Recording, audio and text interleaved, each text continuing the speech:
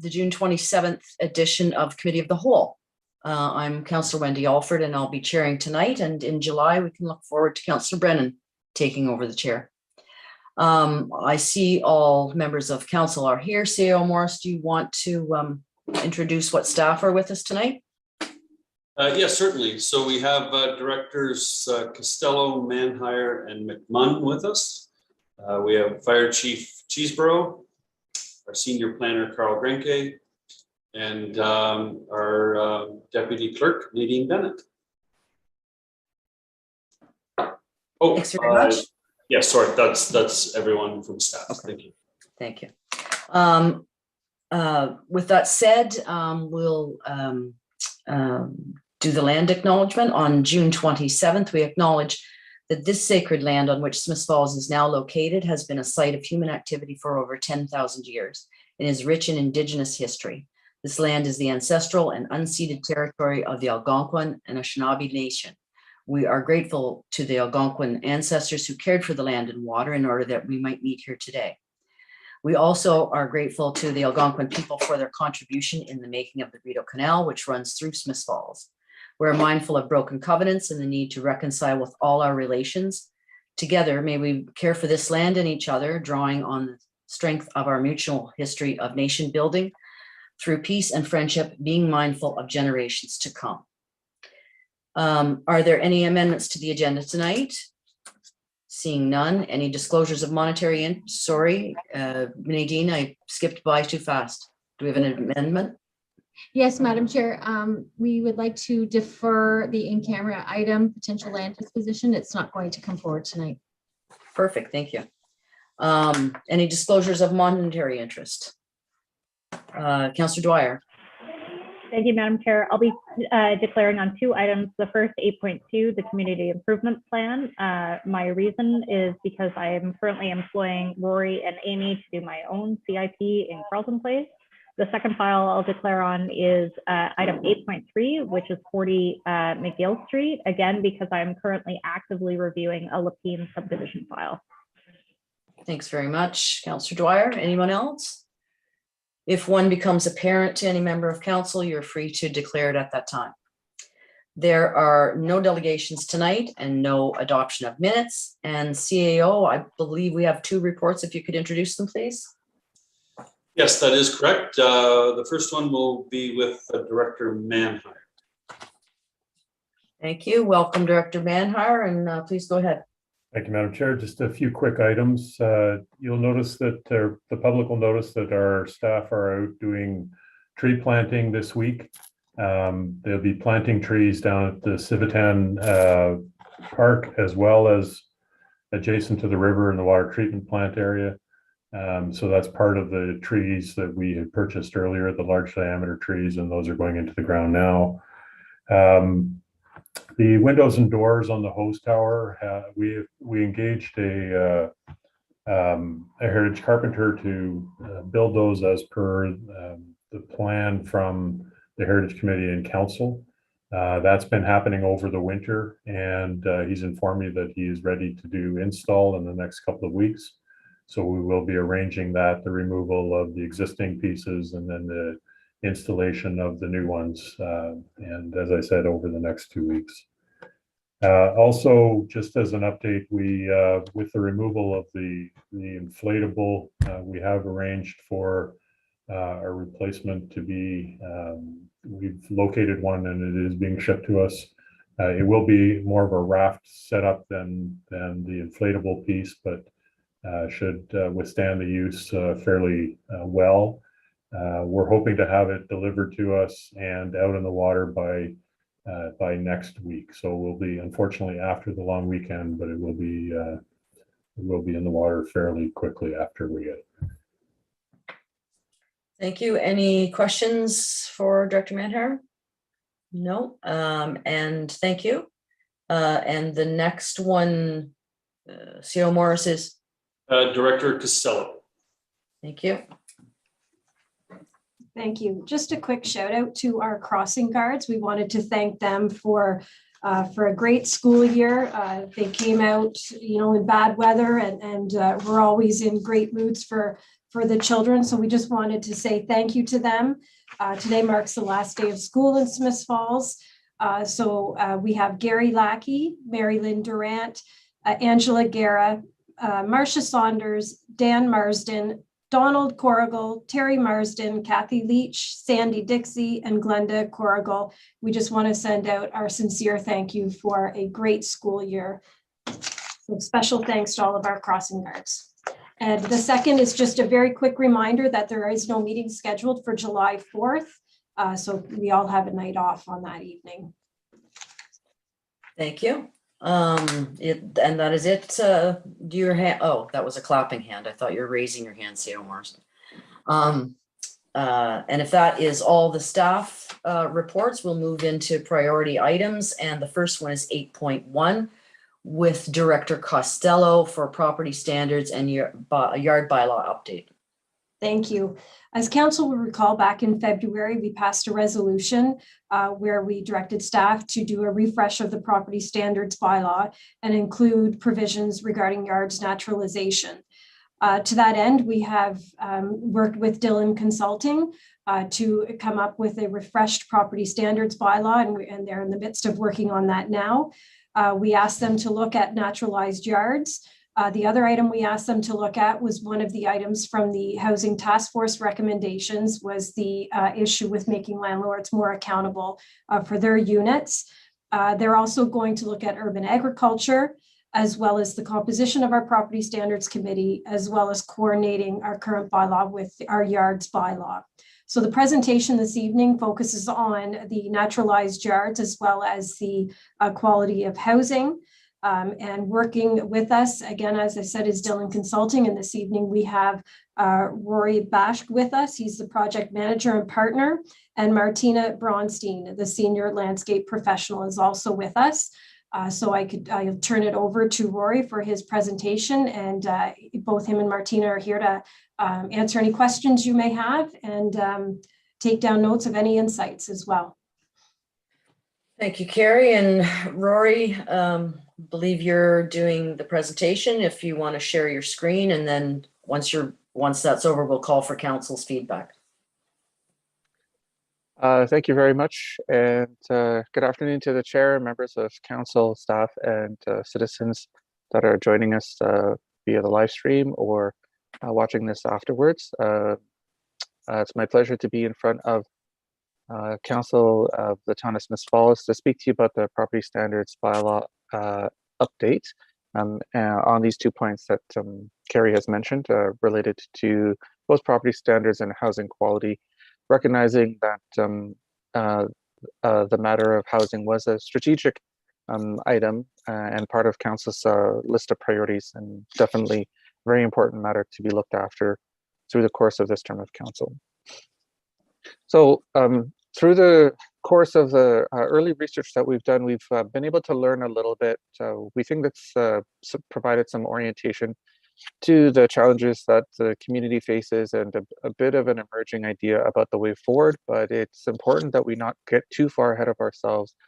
We wanted to take an opportunity to share our initial learnings with council at this time and ensure that the door is still open for members of the community to consult with us. And I'll speak a little bit later about that as the presentation advances. Would like to acknowledge that we do have a diverse team. My background is as a registered professional planner in Ontario, but for many years I've worked with municipalities on matters of governance and enforcement. And Martina is very much a highly experienced landscape professional and brings that degree of expertise on the matters of yards naturalization. Both our work is supported by team members Ish and Angel, who will continue to work with us as we move forward. I'd like to, acknowledge that this is indeed a two-part exercise, and there is the matter of yards naturalization, and there's the matter of quality of housing, and we do intend to advance both of these matters together within the context of a singular project. It is time for a refresh. It was identified as a priority, and so we look forward to helping with that. on the matter of yards naturalization, there is a bit of an emerging trend here. And so it's not unusual that Smiths Falls is having a conversation about yards naturalization. And as it relates to matters of housing quality, again, this is emerging more and more as a conversation in local jurisdictions. And again, not surprising that we see it coming forward in Smiths Falls. And so, what's going on with yards naturalization? Well, there's a bit of a shifting perspective as it relates to the natural environment and living in a municipality, living in a town context, and what to do with that patch of yard that may be in front of your house, and not necessarily everyone sees that as needing to be a perfectly pristine Kentucky bluegrass monoculture lawn, and people are looking at this through a different set of lenses. So there are concepts around biodiversity and sustainability and these other things. You've heard reference to the term urban agriculture, and what that means is instead of using that lawn space as a patch of grass, it's actually turned into a place to grow vegetables, tomatoes, cucumbers, those types of things, which I think many decades ago would have been seen as particularly against the norm. But today, as we understand where our food comes from, the cost of gas, how that's impacting the cost of food, and the importance of sustainable food sources, and these concepts such as 100-mile diet, it's becoming less unusual and more usual, more the norm. And so that's the aspect there as it relates to perspectives around urban agriculture. So just thought it would be helpful to offer a little bit more dimension around that concept of urban agriculture. So on this piece about housing quality, the other half of this two-part exercise, what's going on here? Well, there are bigger and bigger challenges as it particularly relates to rented households, and challenges as it relates from time to time with expectations of landlords. There is a vehicle for that in Ontario through the Landlord and Tenant Board. That particular body is overwhelmed with more major matters, and things such as dilapidation of housing units that tenants are living in, and day-to-day challenges as it relates to certain matters of housing quality are just not going to get dealt with by that particular board. And now what we are seeing in Ontario more and more is that tenants are turning to municipalities asking local government to step in. And it is really important that local government choose the right path forward and make sure that it can look after some issues without overwhelming its own resources. Again, this is overall part of the equation of providing and ensuring good quality housing in any community.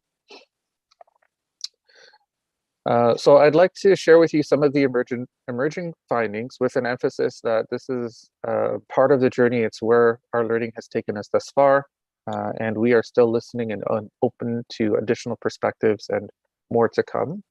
But it's not surprising, based on some of our work thus far, that we are seeing naturalized yards being allowed in the bylaws that control yards or property standards.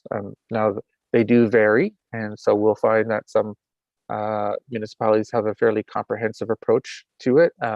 They provide enabling allowances within the bylaw for certain types of plant species to be cultivated within a naturalized yard, and then beyond that, they have sections of their website talking about this, and user-friendly brochures, and a whole regime there. Others are also very cautious and have series of prohibited plants and matters related to what constitutes grass, so that when there is a particular property that they need to then step in and enforce, there's clarity around that. So again, as this is an emerging trend, we're not surprised to see these varying approaches. You could characterize one as a restrictive approach and one as a more permissive approach, but that's going to be common at this particular juncture on a subject such as naturalized yards. What we are seeing is that there have to be limitations in place, so that doesn't surprise me. I understand that there are circumstances where, for example, public works in a municipality needs to be able to access a portion of the lot, in particular right up against the boulevard where we have the water shutoff valve, and so they need unencumbered access to that type of thing. And while there's a perspective that naturalized yards can be nice to have, we can't contravene other matters such as zoning or other encroachment bylaws that may exist. So things do have to work together. And at the end of the day, there is some subjectivity as it relates to aesthetic standards, but there are basic maintenance requirements that I think are incumbent upon any property owner, regardless of whether or not they've made a choice for a manicured landscape or a more naturalized landscape. And so that is really important that we not leave those pieces behind. We've heard through the course of the conversation thus far, there is this concept of, can we differentiate in the bylaw what is neglect? And I think that's going to be something that will really help us create a workable solution on this particular subject as we move forward. The other thing that we've been able to identify is that property standards and yards bylaws tend to work in tandem in the municipalities where they exist. And this is a piece of legislative trivia. So interestingly enough, property standards existed many, many years ago in the Planning Act. And that was because its original design was to prevent people from altering their land before getting a development approval. And over time, that portion of legislation got moved into the Building Code Act because now where it resides in a piece of legislation that deals originally and effectively with the dilapidation of buildings. We have buildings that have are being neglected, falling apart. The municipal building official needs to go in there, needs to issue an order, and that building needs to be repaired or it needs to be torn down. And we need to have a very aggressive approach within the building code because we're dealing with the elements of public health and safety under that particular legislation. And so when we have property standards that end up on this side of the legislation in a very rigorous piece of legislation, it also locks things in a certain way. And we think that it's important in terms of the way forward to see property standards as a matter that can be dealt with through its legislative provisions right now as it relates to the Building Code Act and matters related to these significant concerns, very significant. And then yards matters stay within the realm of the Municipal Act, where we still have a regime of enforcement, but we also have greater tools available for flexibility and conflict resolution. In the jurisdictions that I've worked where we've come into challenges, generally, I think the philosophy is common. It's most of the time, municipal officials just simply want the problem to be sorted out by the owner in a kind of an amicable and non-confrontational way. And generally, once we get the owner to understand what the challenges are, and if most of the time they actually are amenable to a solution, then we just get it solved, and it just gets solved. It doesn't turn into anything bigger than that, and that's really, I think the philosophy behind all of this. We just want things to be looked after. The other thing I'll mention, as you've heard me mention urban agriculture, was that this is not something that falls into a bylaw. It is a matter that tends to be spoken about in policy, such as the municipal official plan. And again, we see soft tools out there, such as a section of a website talking about urban agriculture and community-based programs to encourage people to think about their property as a source of healthy food, sustainable food sources. But typically the bylaws don't deter something like that from happening. It simply leaves the door open. And that is generally what we've learned thus far. As you've heard me say already, some municipalities do have additional tools that they use to assist with providing clarity. So for the sake of a little bit of a visual aid here, we see a benefit in Smiths Falls of working towards a supplementary guide. So certainly the bylaws themselves provide that regulatory function, but beyond that, we can have some guidance documents that allow us to engage effectively with citizens in the community wanting to do this type of naturalized yard. The supplementary guides also provide an opportunity if there's a complaint for bylaw enforcement to have the guide and use that as a means of a conversation, with the property owner, and helping to, again, try to resolve conflict as opposed to escalate conflict. And so again, just a bit of a visual aid. We haven't designed a guide fully thus far, just kind of giving you a bit of a preview of something that might come in the future, but certainly a best practice that we are seeing in a few other communities in Ontario. So we do think that from time to time, there will be a few others in the community that will embrace yard naturalization. I don't believe that absolutely everyone in Smiths Falls is going to be running out, to their landscape supplier tomorrow to be buying up things, tearing up their front lawns and turning them into naturalized yards. I think it's a bit of a transition, and some folks will come around to it. There's many people in communities that actually like a beautiful green lawn, and I'm sure that they'll continue to have that. And so what I do believe, at least in terms of our early learning, is that there is room to provide a section in the bylaw on yard naturalization, offer that guidance, and with an appropriate set of kind of both restrictive perspective and a permissive perspective, and find the middle ground there that is customized and tailored for the needs of the Smiths Falls community. So I'd like to also quickly touch on this concept of quality of housing. And we have seen some things as it relates to, the quality of housing beyond, what the building official would identify as, something related to the form of construction. And, things such as rats or mice, mold or mildew, and in other municipalities, concerns as it relates to snow stockpiling as opposed to appropriate snow removal. And there is a place within an updated property standards bylaw to address some of these housing quality issues. That would be the appropriate place for these to be vested. There is some interesting case law on how we deal with owners and renters as it relates to a matter of discrimination. So we will be careful to make sure we strike the right chord as it relates to the future work on the bylaw. And that's just simply a footnote there for council as the work moves forward. So speaking of moving forward, council may recognize that there was a survey that was up on the Speak Up Smiths Falls website for quite some time, trying to just gather some community feedback. So I would say quite a number of participants for the survey, and quite a bit of opinion out there as it relates to natural landscape. So well over 80% of those that completed the survey did believe in a natural landscape, and well over half of those felt that it's important to intervene on matters such as insect and rodent infestations around the subject of housing quality. There's a big however to that, because we had a lot of folks who indicated in our survey that they were not Smiths Falls residents or property owners. So we have to kind of balance the overarching perspective that's gathered from the survey from the fact that only 60% of those that completed the survey were likely residents or property owners.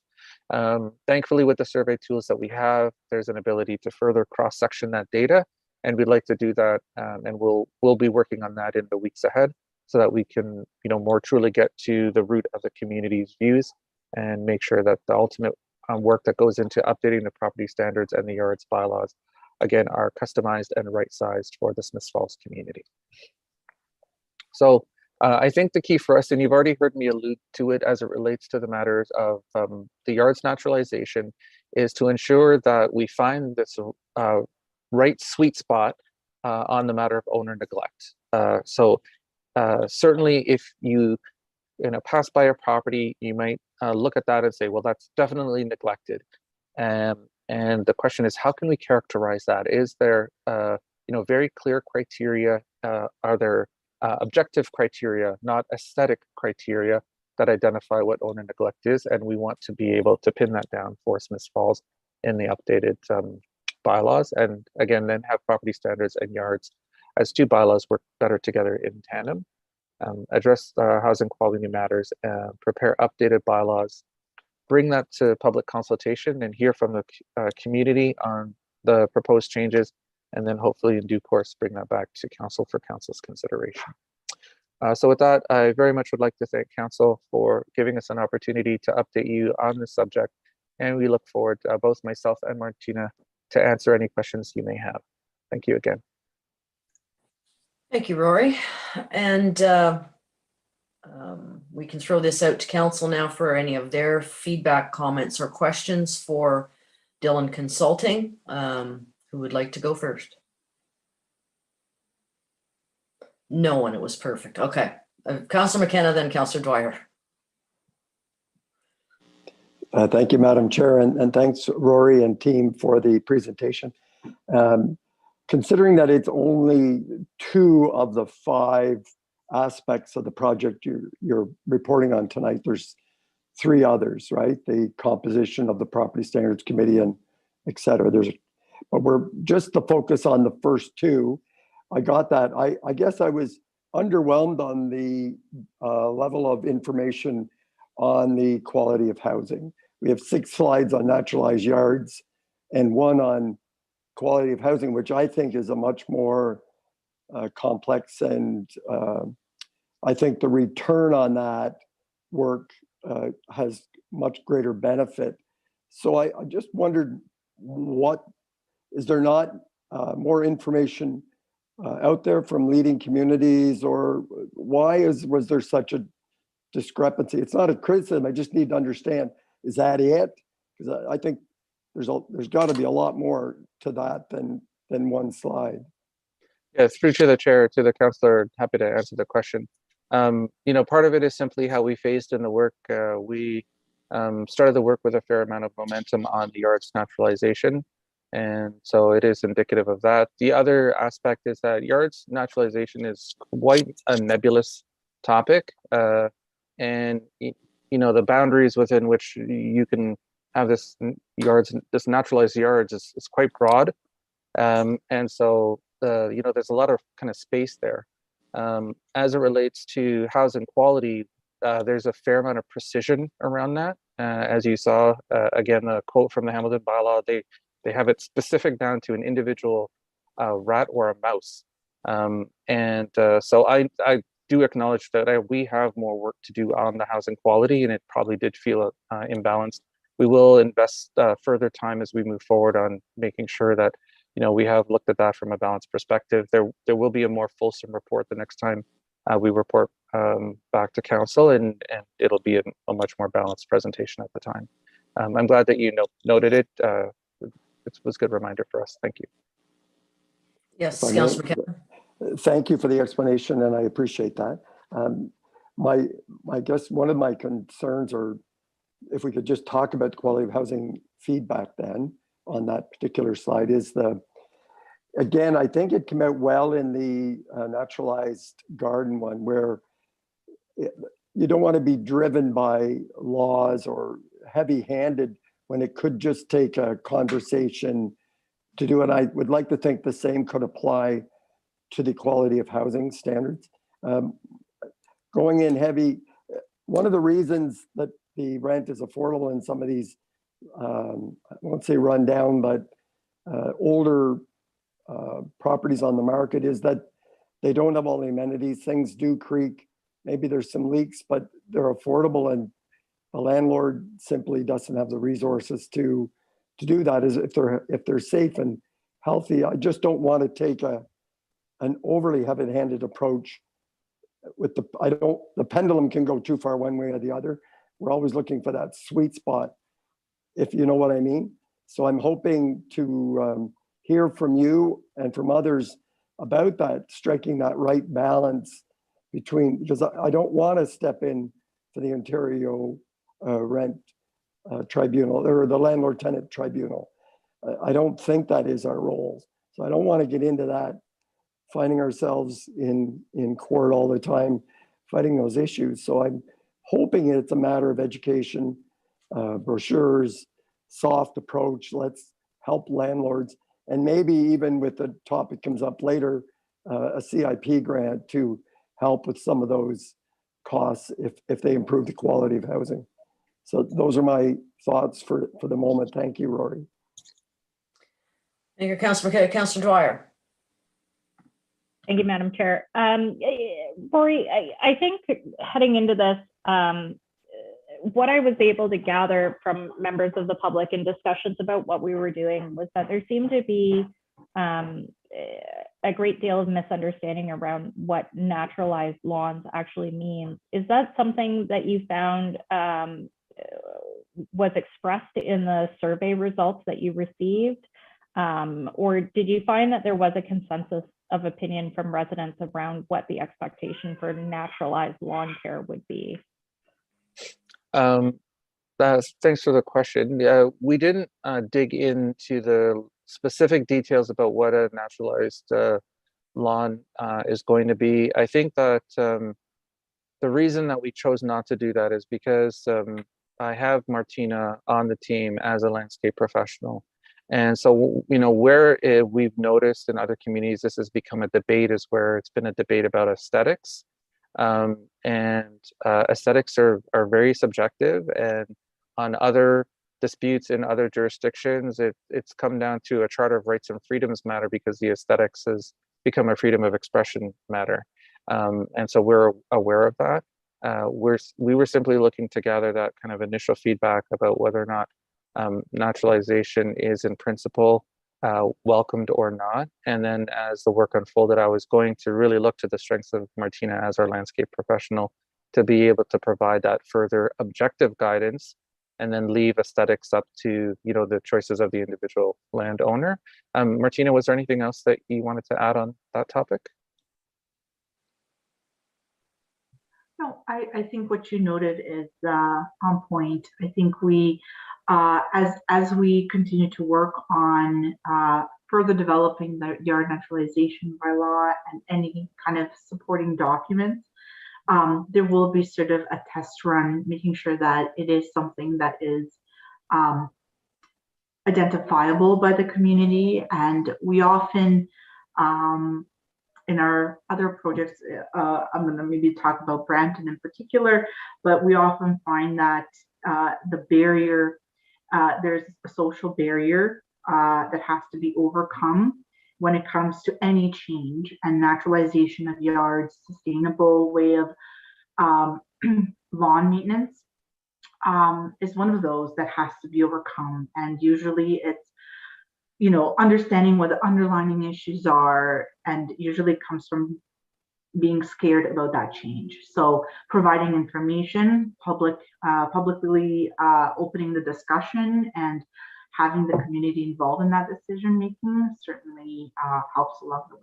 So with the project, we hope to do that. Thank you, Madam Chair. I think that really does answer my question, but I think it's an important point to stress is that, you know, we're looking to be as analytical about this as possible and as objective as possible, because you're right, property standards at its root tends to default into an aesthetic criteria, which has lots and lots of pitfalls. So I think it's an important message for the community to understand that we're not talking about the pure aesthetics or visual preference of one individual from another. It's much more detailed and rationalized than that. So thank you.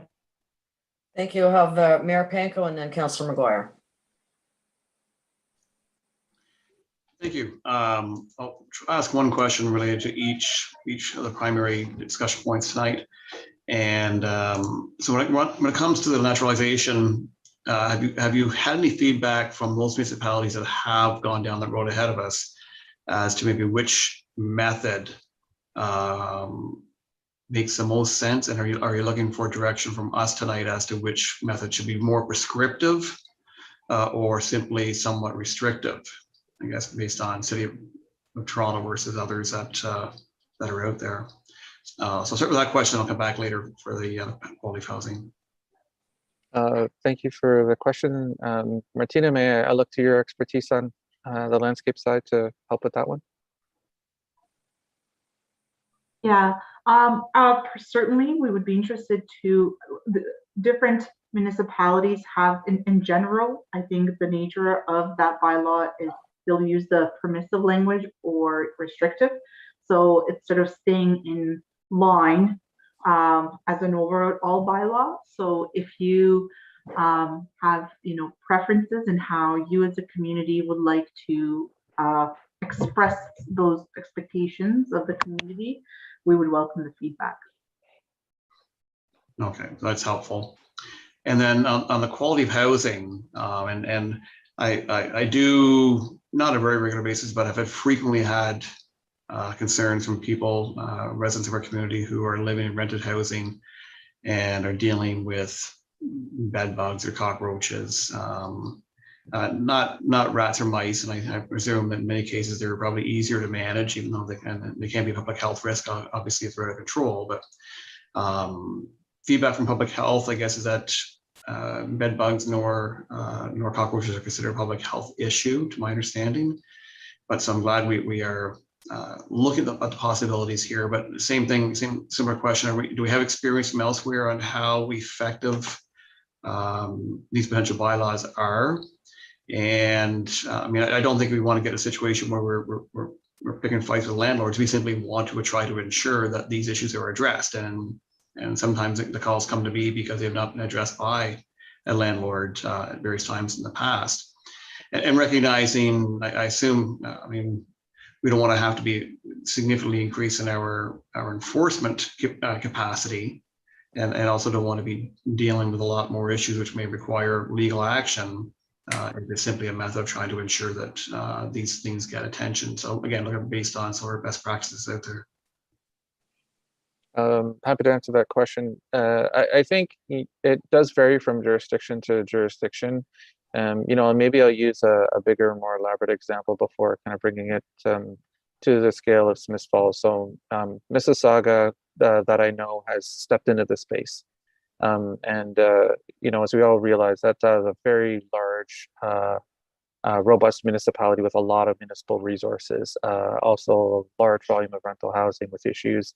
And you know, there's a regime in place. There was an upwelling of citizen requests for the municipality to step in, and they have done so. And you know, they're using a regime of enforcement to make sure that things fall into line. You know, because that's the approach that they felt was necessary. I think, you know, what we'll see with Smith Falls, this is, you know, my expectation to right size it for this community, is to make it clear that we have updated the property standards bylaw as it relates to these matters related to quality of housing. And the message to be delivered is that the municipality is willing to step in if the owner has not shown responsibility. And so the message continues is that now that there is this tool, perhaps you as the owner, if you are aware of these things, might be motivated to address the problems and work with your tenant to resolve the problems before someone else comes knocking. Right? I think that's a very important message to send in kind of the first stage of this. And I think that's like the way that we want to handle the messaging on here. It's not that Smith Falls is not going to get into the business of someone has bed bugs and we're going to send a bylaw enforcement officer with guns blazing there. It's that no, there's a certain level of what is acceptable and not acceptable in this community, and you as the owner in relationship to the tenant have an obligation to sort that out, because we don't want to come knocking unless we have to come knocking. And I think that's the way we want to handle the messaging there. Yeah, I would agree. Understanding that enforcement and consequences could follow if action is not taken. But I mean, I appreciate public health response. It's not necessarily a public health issue, but I think we would all agree we would not want to be, say, living next door to a unit that is infested with cockroaches, or even, of course, if it's in our own unit or our own home, we would want to make sure it's dealt with. So glad to see action here. I look forward to this coming forward again, hopefully before, not so distant future as we progress through this. Thank you, Councillor McGuire, and then Councillor Brennan. Thanks, Madam Chair. Thanks a lot, Rory. It's really exciting to get this going and seeing real progress tonight. I really like the idea of the guide. I think that's going to be a really well-used document. I'd really love to see scientific evidence included in the guide, so it's not just a how, but it's also a why. And we could use that as a resource for people maybe that aren't necessarily considering a naturalized yard, but maybe they're living beside one. I'd also, I'm wondering, I know you noted the freedom of expression. Is there any other legal precedents that we need to be aware of right now when we're crafting this, and if there are, how are those being considered at this point? That's the one that I'm aware of. The freedom of expression one is related to kind of a dispute around aesthetics. Um, and yeah, I'm not sure, Martina, if there was anything further, but I believe the clerk wanted to also add some perspective there. So perhaps Carrie? Yeah, just to advise council that obviously, because we are dealing with freedom of expression, that any bylaw or draft bylaw that comes forward will most definitely be vetted through legal to ensure that we are in compliance with that issue. Great. I love the idea of separating, having a yards bylaw and a property standards bylaw. It makes a lot of sense, everything you brought to the table on that. I'm wondering, with the survey, I got some negative feedback on the survey based on perceived biases that were in it. I was wondering, was that a common theme with the submissions, or is there any what's the other side of that for people watching tonight? Thanks for the question. As you heard in the presentation, the work that we're doing is actually a two-parter. There's a yards naturalization component, and then there's this housing quality component. And so in designing a survey related to this particular project, the survey had some questions about yards naturalization and had some questions about housing quality. As we received feedback about the survey a little bit later, I also heard a concern that it was potentially being presented in the survey that a naturalized yard might be a source of numerous insects and rats and mice, and because you have a naturalized yard, then all of these other critters are going to start multiplying, and then they're going to be running amok in the municipality. I got the sense that that was how the questions happened to be interpreted, and I realized that in retrospect, it was, to be perfectly frank, just a happenstance that the question around naturalized yards and the sequencing of the questions was then followed with a question about housing quality, kind of rodents and bugs. From that perspective, it might have seemed that the two questions were related to each other. In fact, as you've heard me explain about this exercise, they're really two separate, distinct matters. One related to the concept of yards naturalization, which you've heard us say there's room to navigate for the municipality. So our perspective is positive, generally speaking, around that. And then there's this element about housing quality related to like making sure we're not encouraging insects and rodents to infest buildings, and to manage those from a property standards perspective. So hopefully that helps clarify that, Councillor. That's great, thanks. And with the survey, I'm really looking forward to seeing the results with the 40% of non-residents removed, just because obviously I'm not as concerned about that 40%. When it comes to urban agriculture, really, really exciting stuff. And I don't think in my lifetime it's ever been more relevant and important. One thing I'd like to see included in that is backyard chickens. I know the not only producing vegetables, but having that source of protein that you could have on your property, and in doing this now while we're doing it so it's holistic. I think it's the right time for it. I'm really interested to hear what my council colleagues think of that. But that's the only comment I'd have on that. Moving on to the property standards with landlord tenant issues. I know we've had at least I get consistent calls from people where there's an issue with the tenant and the landlord is struggling to get the place cleaned up or in compliance. Is there anything with what we're doing right now that will make it easier to, I guess, reduce that gray area or that vacuum that creates the long-term non-compliance that we see happening right now? It's something that we'll have to investigate and look into further. I wouldn't be able to offer a definitive answer on that one just yet. All right, thanks a lot, Rory and Martina. Councillor Brennan, then Councillor Allen. Thanks, and thanks, Rory, for this. And I appreciated chatting with you earlier. Yeah, I agree. I'd be most interested to see the breakdown of the respondents. Myself and my colleagues have received email from all over the province on this, so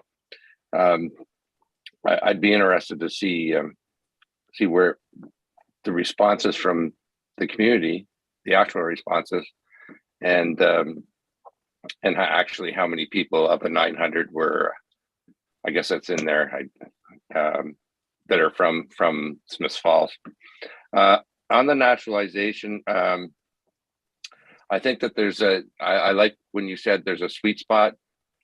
We are a municipality of people that have lawns, and my concern is that that people that if there's a naturalization policy that is naturalize your lawn, that doesn't mean that you don't have to ever cut your grass again. And I said before, as a counselor, I've been a counselor for 12 years.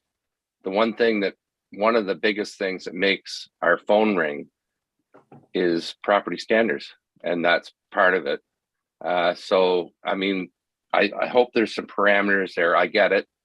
I hope that we can find, as you said, the sweet spot, and have a recognition that, you know, people that want to naturalize their yards, they do live in a municipality, and there's a way to do that. And maybe, you know, I know, Martina, in speaking with you, there is a way to do it and make. I'm not talking about aesthetics. Well, maybe I am, but I'm talking about in municipality have a naturalized yard that actually people say that's really beautiful. And so I hope also that when you spoke about you know, certain municipal parameters, i.e. getting into the water source, encroaching on the street and that sort of thing, we can put that sort of thing in there. I guess the other thing on the quality of housing, I think you're on the right track. I think there's more information to come, and I look forward to talking about that. But I think when you say, you know, if you're not going to do anything, we're going to do something for you, that's probably the right track. So those are my comments. I know there's more to come, and I look forward to it. And Councillor Councillor Allen, and then I'll take the opportunity to speak as well. So go ahead, Councillor Allen, you're muted.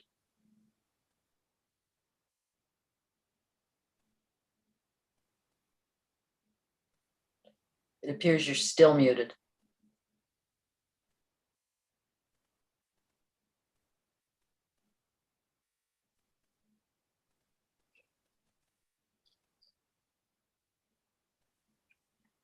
It's not letting you unmute yourself. No. Oh, there you are. So sorry. It just did. I touched the wrong button there. I'm so sorry. Thank you very, very much for coming tonight and sharing your insights on these two really important issues. I spent time with the family that you know, that had a naturalized yard, and I was impressed, I think, most about the fact that people were judging it as something that was out of control. But when I was there chatting with them and walking around, and he was explaining what everything was and how it interacted, I didn't have a sense of out of control. And I think that the guide that we come up with, or that you help us come up with, could help to explain to people that there's a different way of looking at how you have a yard. But I agree that if someone has a yard that they're not caring for, I didn't have the sense with the one that I went to visit. And when I used to have school ground natural playgrounds, we spent a lot of time keeping it controlled. The grass was cut, things that were not safe, or that became not safe, we got rid of, and so forth. So I think there's a lot of ability to have a naturalized lawn and area, but keep it also looking good. And it does have many benefits.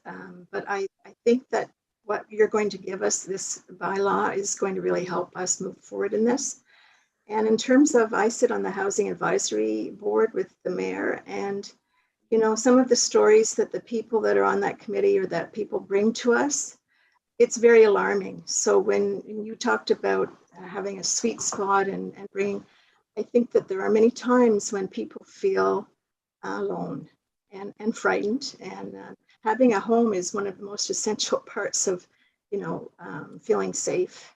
So I look forward to how you put whatever that sweet spot becomes into this bylaw and bringing it back to us. And thanks very much for sharing tonight. Thank you. I'll take a moment or two at this point, Rory. few things occurred to me as my colleagues were talking and during your presentation. Number one, not even sure why we would ask for the opinions of people outside the municipality. So I probably wouldn't have allowed that because this can be polarizing enough not to bring some of the rest of the universe into our conversation. What is the conversation of our community? I have a couple of thoughts. I think the guide would be marvelous, and I think you're right. We really need to nail what neglect is. Not even sure if you can actually get there, because I think some of that's going to be subjective. So good luck in determining what will be neglect. I do think with regard to the housing situation, I look forward to hearing more about the naturalized lawns part. But I think you're right, there's more space to play in, and I'm going to need a lot more information.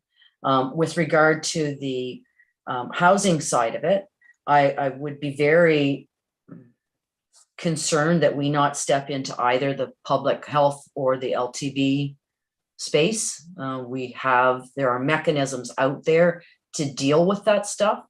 I'm not sure I'm comfortable the municipality getting involved, except to say that I think in many cases, maybe even most cases, what we could probably look at is someone who can act as an advocate, because very often the problems are because the rentor can't advocate well enough for themselves with the landlord. So I would more like to hear what the possibilities of that are than enter into the space of the into the relationship between a landlord and a tenant.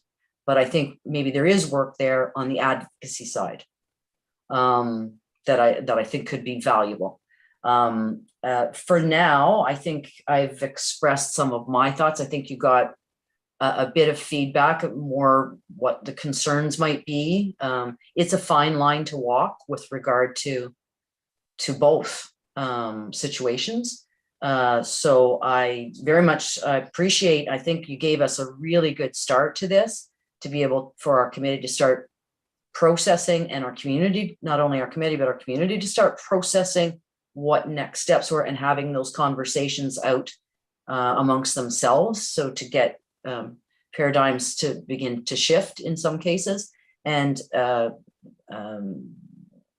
Panko, I saw your hand going up. It's just, if you, when you're finished, I just had a question related to Martina's comment earlier. Okay, I think I'm finished, and if you want to close it down. Sure. Mr. Panko? Thank you.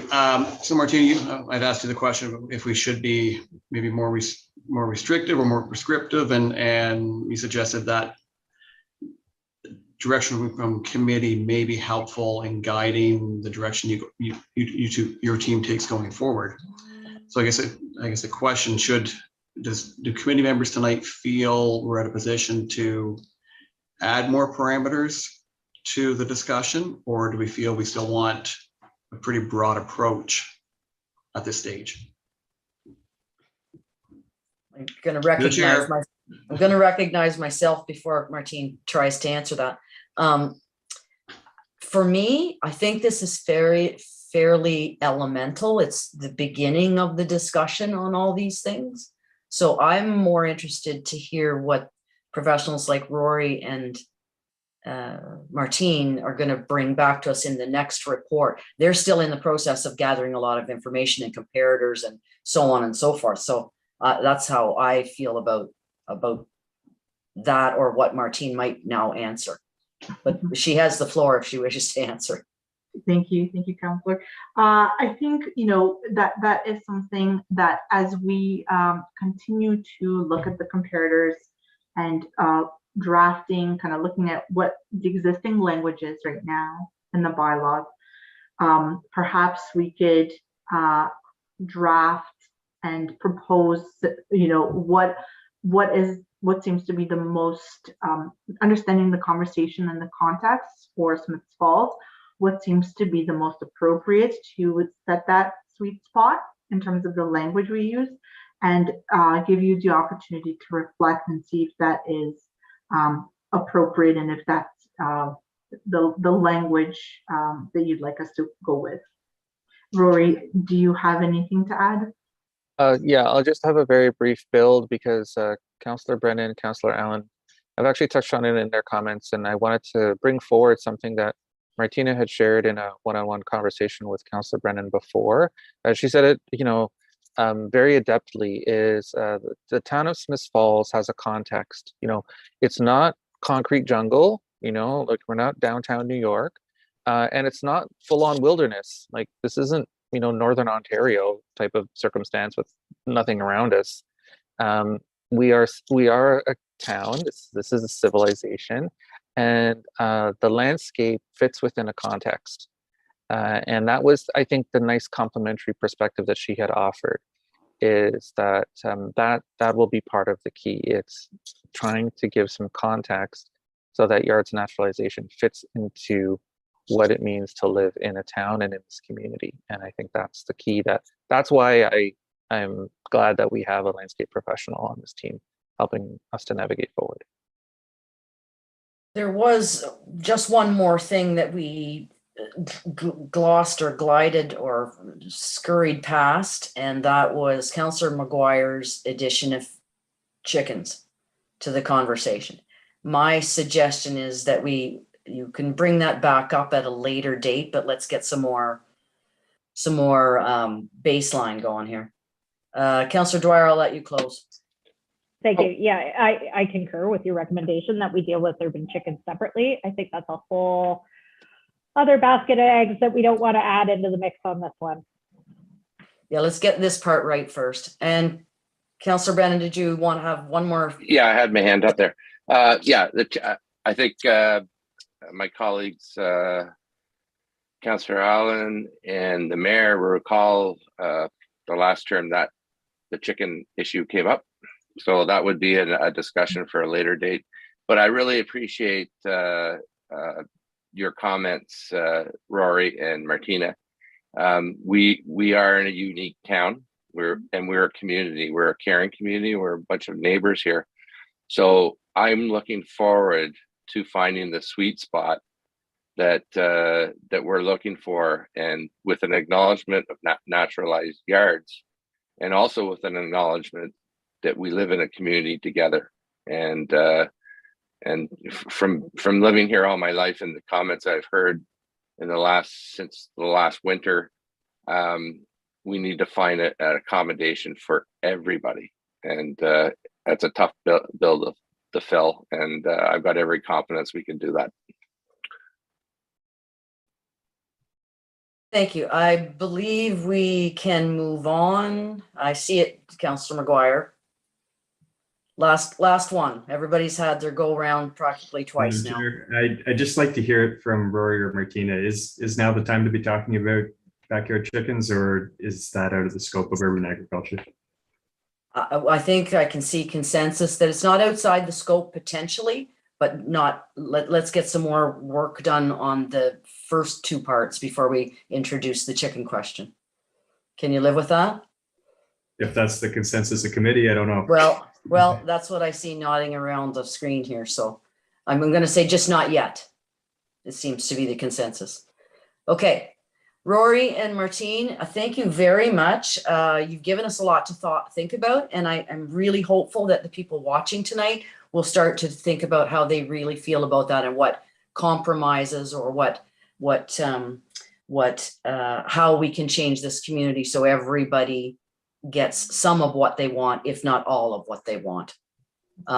Anyway, thanks very much, and I'm sure we'll be seeing you again in the weeks to come. Thank you. Pleasure. Thank you. Thank you. Okay, so they're going to load us up with the two weighty ones going into this meeting. And 8.2 is over the CIP, and that is with Senior Planner Granke. Thank you, Madam Chair, and good evening, committee. I'd again like to welcome Rory Baksh and Amy Greenberg from Dillon Consulting, who will be presenting the presenting the issues and options report for the community improvement plan. As council's aware, we are in the process of updating our CIP to focus on housing, as well as looking at brownfield development throughout the site. There have been some processes to date on this. We hosted a public open house on to learn the interests of the public on May 17th, and sought some feedback from residents at that point. The consultants have also engaged with video conferences with stakeholders. We've identified stakeholders in the housing sector who have an interest and expertise on accessibility, as well as previous CIP applicants, and we identified applicants who've perhaps had challenges with the CIP, with the CIP as well, because we wanted that full range of feedback that would really help us develop and update and refine our CIP policies. So there was a presentation on June 8th to the Technical Advisory Committee. That's myself, our planning clerk, our clerk, director of corporate services, and manager of economic development, as well as the CIP evaluation committee, where the results of the public engagement were presented, as well as some preliminary recommendations that Dylan will be presenting to you this evening. So I will now turn it over to Rory and Amy, who have a presentation and discussion with where we're at on the CIP and looking at the next steps. Thank you. And I'm not sure whether it's Rory or Amy that is sharing their screen. Go ahead, please. That's Amy's going to launch the presentation, and I'll just offer some very brief opening remarks and then turn it over to her expert hands. So a community improvement plan of this kind is such an important endeavor for the community of Smiths Falls. It's multifaceted on affordable housing, accessibility, and brownfield redevelopment, facade and waterfront. This couldn't be a better time in the municipality's future to be thinking in this strategic way about how to, establish incentives and, make this happen in the right way possible, and set the self forward on a course for continued positive change. We have again learned from the community and listened very carefully, and we've come at this very key milestone to share some of this information and to begin to also show how the ideas are crystallizing into incentives and opportunities. So without much further ado, I'd like to turn it over to our expert planner and urban designer, Amy Greenberg, to lead us through the slides. Amy? Awesome. Thanks, Rory.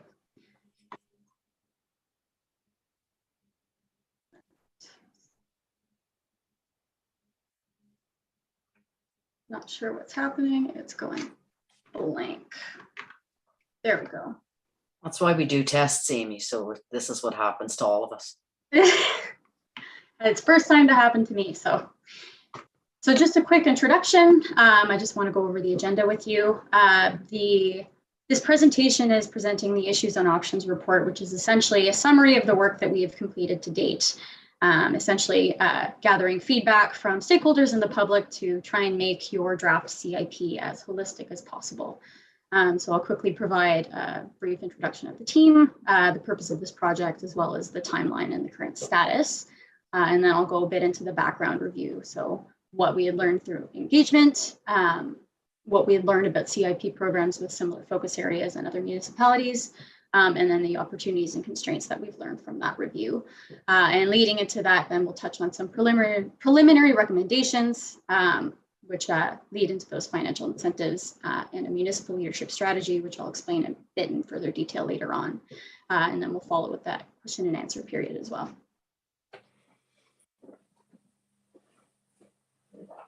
So this slide seems to be blank, and I'm not sure what's happening there, but essentially it's a title slide showing the names of the team. So on the team today, at least, is myself and Rory Baksh. Who is not attending today is Megan Reddy, another planner out of Dylan's Ottawa office. And then working with the town of Smiths Falls, we're working with Carl Grenke, Mary Remig, Julie Crowder, and Carrie Costello.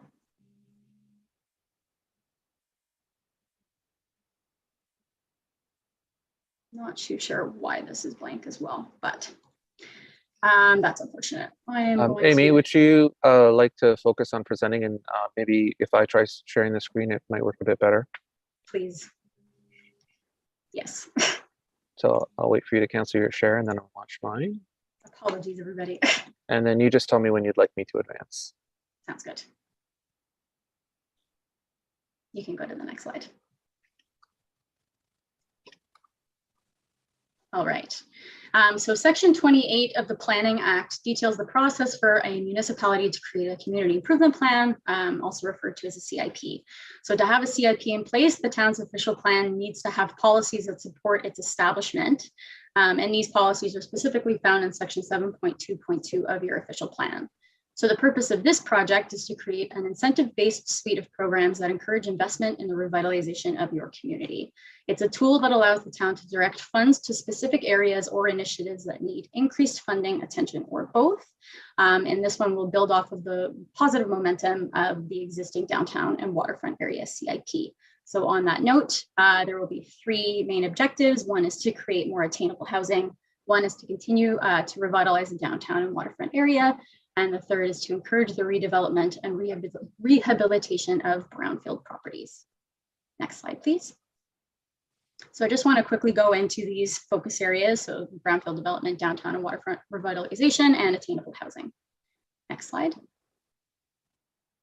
So the first focus area is brownfield development, where a brownfield is land that was previously developed, is currently vacant, and it may be contaminated. So to develop a brownfield property, it requires assessment and remediation, where assessment involves characterizing the property, including identifying its past uses, and then determining the degree of contamination, typically in the soil, the water, and the air, and what it would take to clean it up. And then remediation is that cleanup. So you have to remove and seal off the contaminated areas so that the property can be safely used again without any health concerns. Next slide, please. So the second area of focus is downtown and waterfront area revitalization.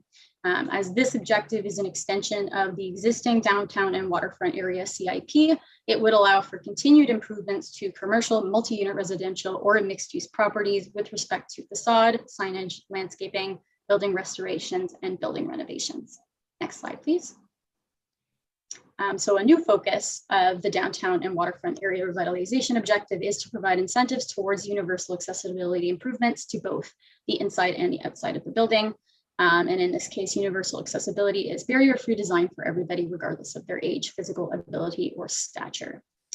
So we had heard from stakeholders that there is a need for accessibility improvements to businesses in the downtown and waterfront.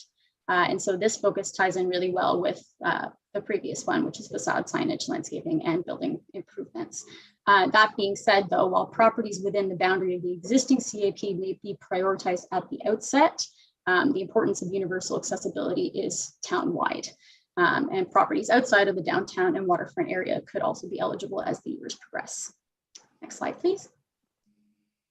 The final focus area for this CIP is attainable housing, where attainable costs less than 30% of a household's before tax income, and that excludes utilities. So objectives of this focus area are to support development projects that increase the supply of attainable housing, as well as provide a greater range and mix of attainable housing types that would help residents to age in place. Next slide, please.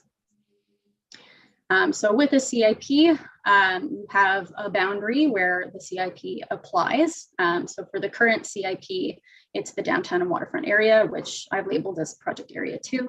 And then the other focus areas outside of the existing CIP would be town-wide, and that's that white boundary shown there. So the next slide, please. On that note, those that would be eligible at a town-wide level are brownfield development, universal accessibility, and attainable housing. Next slide.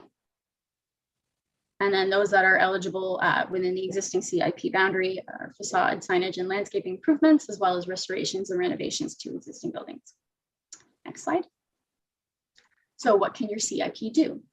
Section 28 of the Planning Act holds that a CIP can allow the town to provide rebates to registered owners, assessed owners, and tenants of the land and buildings that are within the CIP area for the whole or part of eligible costs as outlined in the CIP. Slide, please. So how will your CIP work? So as mentioned before, it's an incentive-based CIP. It's designed to reflect the current economic conditions of Smiths Falls, as well as support affordability, accessibility, good design, economic development, heritage enhancement, and sustainability in the town. So this CIP will build off the good momentum of the existing CIP, as well as include new programs specific to attainable housing and universal accessibility. But what's interesting about this CIP is all-in-one CIP, if you will. It contains a suite of programs that cover a variety of strategic goals. But what's important is that these programs can be activated or deactivated depending on the program intake on a year-to-year basis, depending on annual budgeting and the goals of council. Next slide, please. So this is just a brief timeline of how this project is rolling out. So we began in the spring and we are aiming to end in the fall. We're moving fast. Next slide, please. In terms of where we are, so it's a 4-phase project. First 2 phases are combined. We are just about wrapped up phases 1 and 2. And again, the feedback that we received from you and the feedback that we've received from stakeholders in the public will help to inform the draft CIP and the municipal leadership strategy, which will then involve revising it and finalizing it for adoption. Next slide. So as Carl mentioned, we held engagement activities throughout the month of May. We had a public open house on the 17th. And then we also held several stakeholder interviews with stakeholders that the town had identified and recommended that we got in touch with. Next slide. So from that engagement, we heard several key themes. And while they're ranked in the order of the number of times we had heard them discussed, they all carry a weight in how we would inform the eligibility criteria for the financial incentive programs of the CIP, as well as the prioritization of town-led initiatives for the municipal leadership strategy. So I've mentioned municipal leadership strategy a number of times now. So on that note, it is a strategy that identifies and prioritizes town-led initiatives to enhance streetscapes, infrastructure, and public areas that are fully or within or partially within the CIP boundary. It's essentially paving the way to say, we would like to improve our community as well, and kind of taking that first step forward. Next slide, please. So I'm just going to quickly provide an overview of the background review that we've done so far. So to begin, we looked at some CIP programs in other municipalities that had several similar focus areas. Next slide, please. So we looked at 3 municipality CIPs with similar focus areas. They were Belleville, Coburg, and Carleton Place. And you may notice that they range in population size, but the piece that allowed us to do that was that attainable housing CIPs are not as common just yet. They're still pretty new, so our sample size was limited. But they still provided a wealth of information for us in terms of what financial incentive programs we could have. Next slide, please.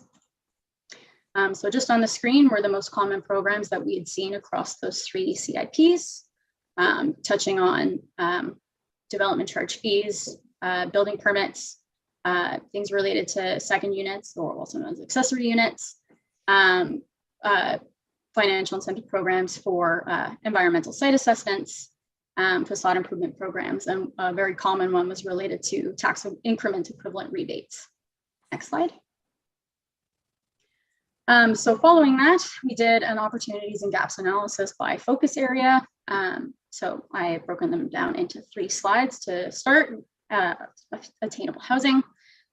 So as seen across the country and as heard by several stakeholders, there is a need for attainable housing units, especially attainable rental units.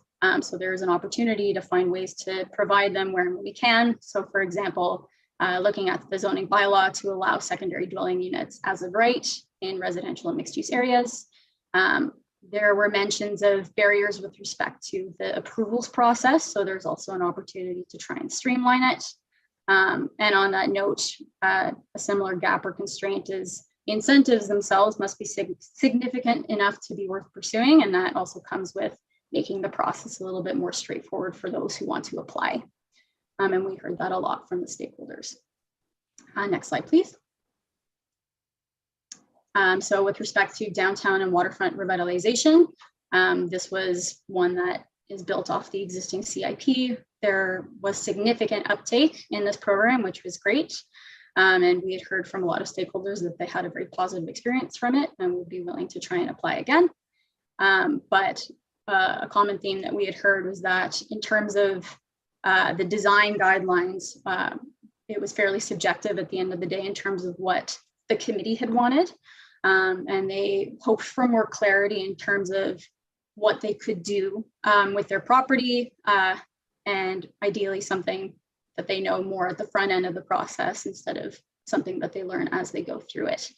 Another big thing that we had heard was with respect to maintaining heritage features. To get the right look and feel requires specialized labor, which can be quite expensive. And in terms of finding the right materials, it can take a long time and also could be quite expensive. So it prolonged the development timeline, and things just with shortages in these materials, it started to get quite expensive as time went on as well. So those were the main points for that as well. Next slide, please. So for brownfield development, I think the main concern that people have is how expensive it is to remediate these properties. And it's usually quite a big endeavor. So on that note, similar to that of attainable housing, the financial incentives need to be worthwhile for them to try and pursue it and apply. And then there's also the risk of landowners choosing to sit on their land and wait for it to appreciate in value before they do anything with it. But on the positive side with brownfield sites, if they are redeveloped, there's an opportunity to put affordable housing on top, or create more public spaces that the community can benefit from. Yeah, next slide, please. So the next few slides would present the preliminary recommendations on the financial incentive programs for the CIP. And these are based off of those other municipality CIPs with similar objectives as those of Smiths Falls. But I would like to stress that these recommended programs are preliminary, and the number of programs that could make it into your CIP, as well as their provisions and eligibility criteria, may actually be different. And that's, of course, is based on the conversation that we are having tonight. So Rory's already at that first slide. There are 5 preliminary recommended programs for attainable housing. A development charge rebate, which offers coverage of partial to 100% of development charges dependent on the amount of attainable housing units provided. Building permit fee rebate, which offers coverage of partial to 100% of building permit fees, again, dependent on the amount of attainable housing units provided. A tax increment financing program, which offers partial to 100% coverage of taxes over 10 years. A secondary or accessory unit grant offers a $5,000 rebate for homeowners who add a legal second unit within their house. And an additional $2,000 are added if more than $30,000 was spent on adding said unit. And then an accessibility top-up grant where if you are providing attainable housing and also incorporating accessibility features, you can apply jointly. It just helps to streamline the process. Next slide, please. So for the downtown and waterfront area revitalization, we've listed 3, but again, they're not conclusive. So facade improvement program, as seen in other municipalities, offers a grant of up to 50% of the cost of up to $15,000 in facade improvements. And an additional $2,500 could be given to applications that include the restoration of defined heritage features with approved materials and designs. There is a residential permit and fee reduction program where they offer 100% rebate on building permits and or planning application fees if they are creating residential rental units, sorry. And then another tax increment financing program. Annual grant between 50% and 100% of the increase in municipal property taxes for up to 10 years after project completion. And the project must result in a significant increase in assessment and property taxes. Next slide. And finally, for brownfield development, we have 4 on the screen. So again, that environmental site assessment grant program offers a grant equal to 50% of the cost of up to 2 eligible environmental studies to a maximum grant of $20,000 per study, capped at a $35,000 per project. The tax increment equivalent grant program offers an annual rebate equivalent to up to 50% of the municipal portion of the incremental tax increase or total remediation costs, whichever is less. The maximum duration would be 10 years, or when the cumulative rebate equals the total eligible costs, and a limit of 1 rebate is offered per property. The building permit fees grant as well offers a rebate equivalent to 50% of the building permit fees associated with the development up to the cost of remediation. And then there is a development charge deferral program, which offers a deferral of up to 50% of the development charges for a period of up to 18 months without interest, subject to a deferral agreement. Next slide, please. So I'd like to briefly talk about the municipal leadership strategy and the preliminary investment recommendations. Next slide. So the area of applicability for the municipal leadership strategy is, of course, townwide. As I mentioned earlier, this would be a strategy that identifies and prioritizes town-led initiatives to enhance public streetscapes, infrastructure, and public areas that are fully or partially within the CIP boundary. And so again, the goal for this is to help activate and encourage private sector participation in the CIP's various incentive programs through municipal investments. Next slide. So presented on the screen is a preliminary list of investments. And these we had heard from stakeholders through our interviews. And you'll note that there are several that are currently underway. So it's nice that we're all on the same page and things are starting to move forward. But the thing about several of them as well is there's an opportunity to build upon them despite them being underway. And again, this is preliminary. This list isn't conclusive, and based on the conversations that we will have tonight, we can add to it or remove from it as we go. So on that note, with the next slide, Rory, we are open to questions and answer period.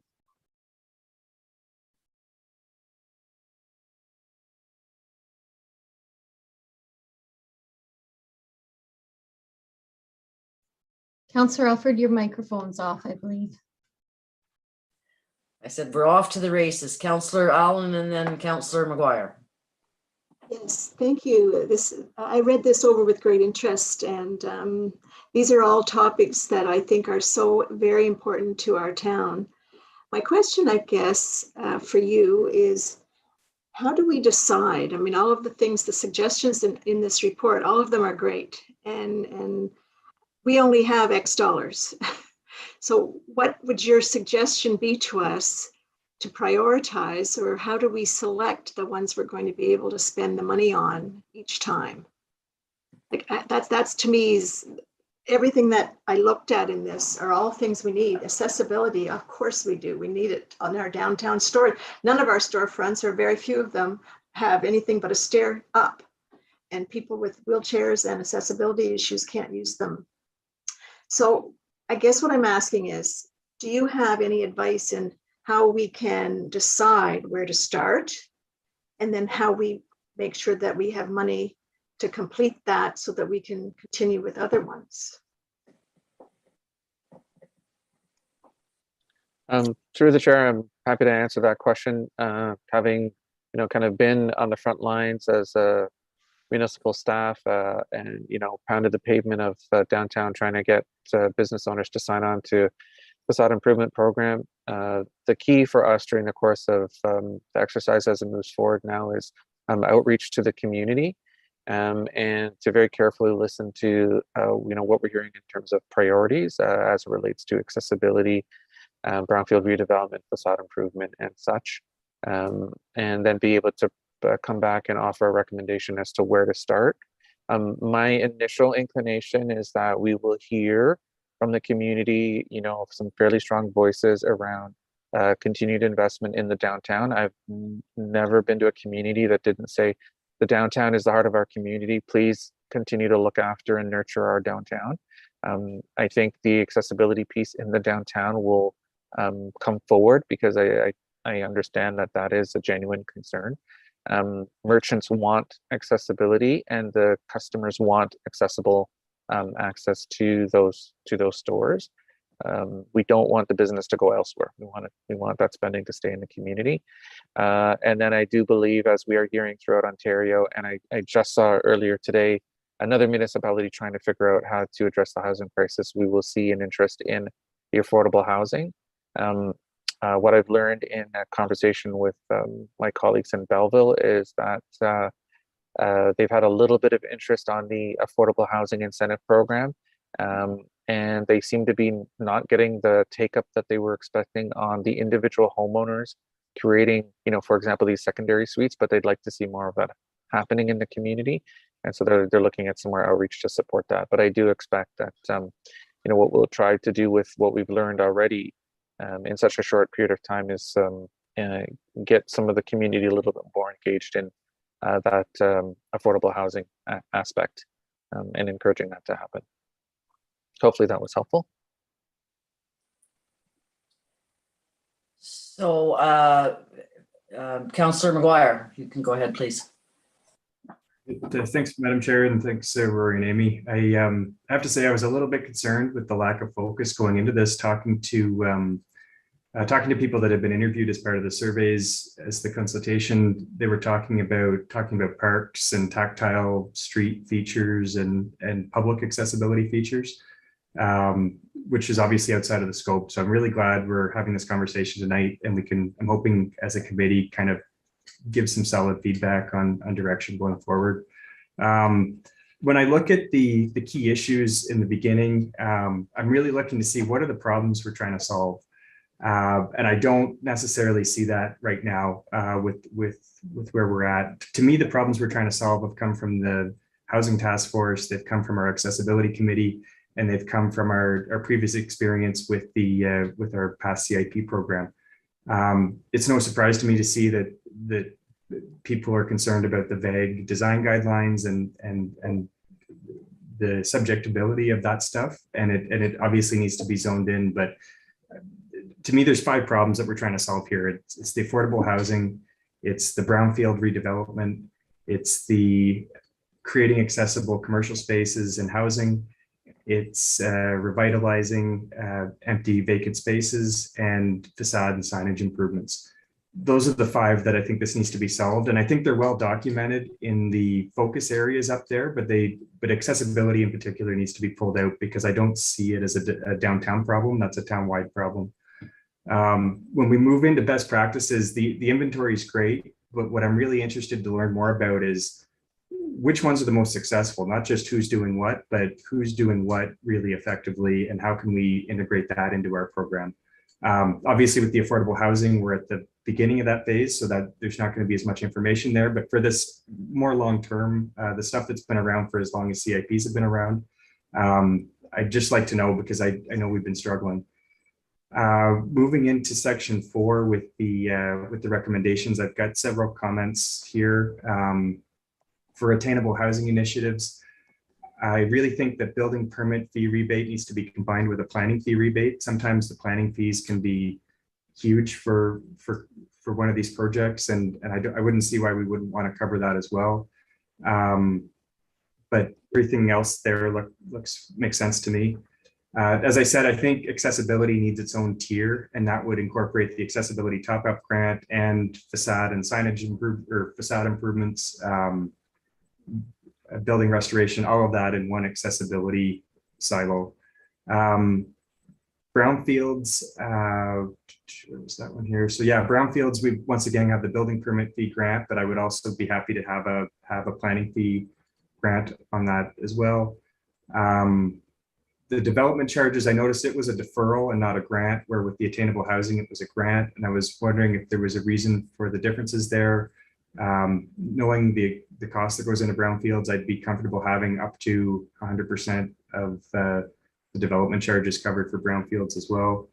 When it comes to facade signage, this is one we've really struggled with, and my preference for this is that either as a town we say these are the design rules for downtown, and this is what we're enforcing, and this is what we need new development to comply with, and then we offer the grant to help subsidize that if it's more expensive.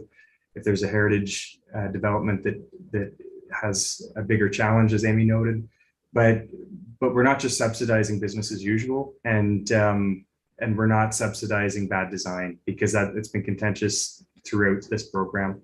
The other alternative I was thinking of is that, maybe we're not comfortable having these design guidelines in the downtown core, which I think is a missed opportunity, but maybe the facade stuff could be a town-wide thing, where if you've got a heritage building that's going to be more expensive to maintain, and there's architectural features that are degrading, then we can help subsidize that, because we appreciate how it contributes to our cultural fabric. I'd like to see the matching grant up to $50,000. Some of these bigger WOW projects, a $30,000, $15,000 matching funds grant just isn't enough to get them moving. And I know in the past we've had people come to us, and then the grant just wasn't significant to make that groundbreaking change. I don't support having an additional 2,500 grant to applications that include the restoration of heritage features, because to me that implies that if you were, say, going to improve a facade and take all the heritage features down, you could still get 15,000. You just wouldn't get 17.5. So I think if a building's got heritage features, it needs to be part of the improvement. It's not exclusive to what we're trying to accomplish here.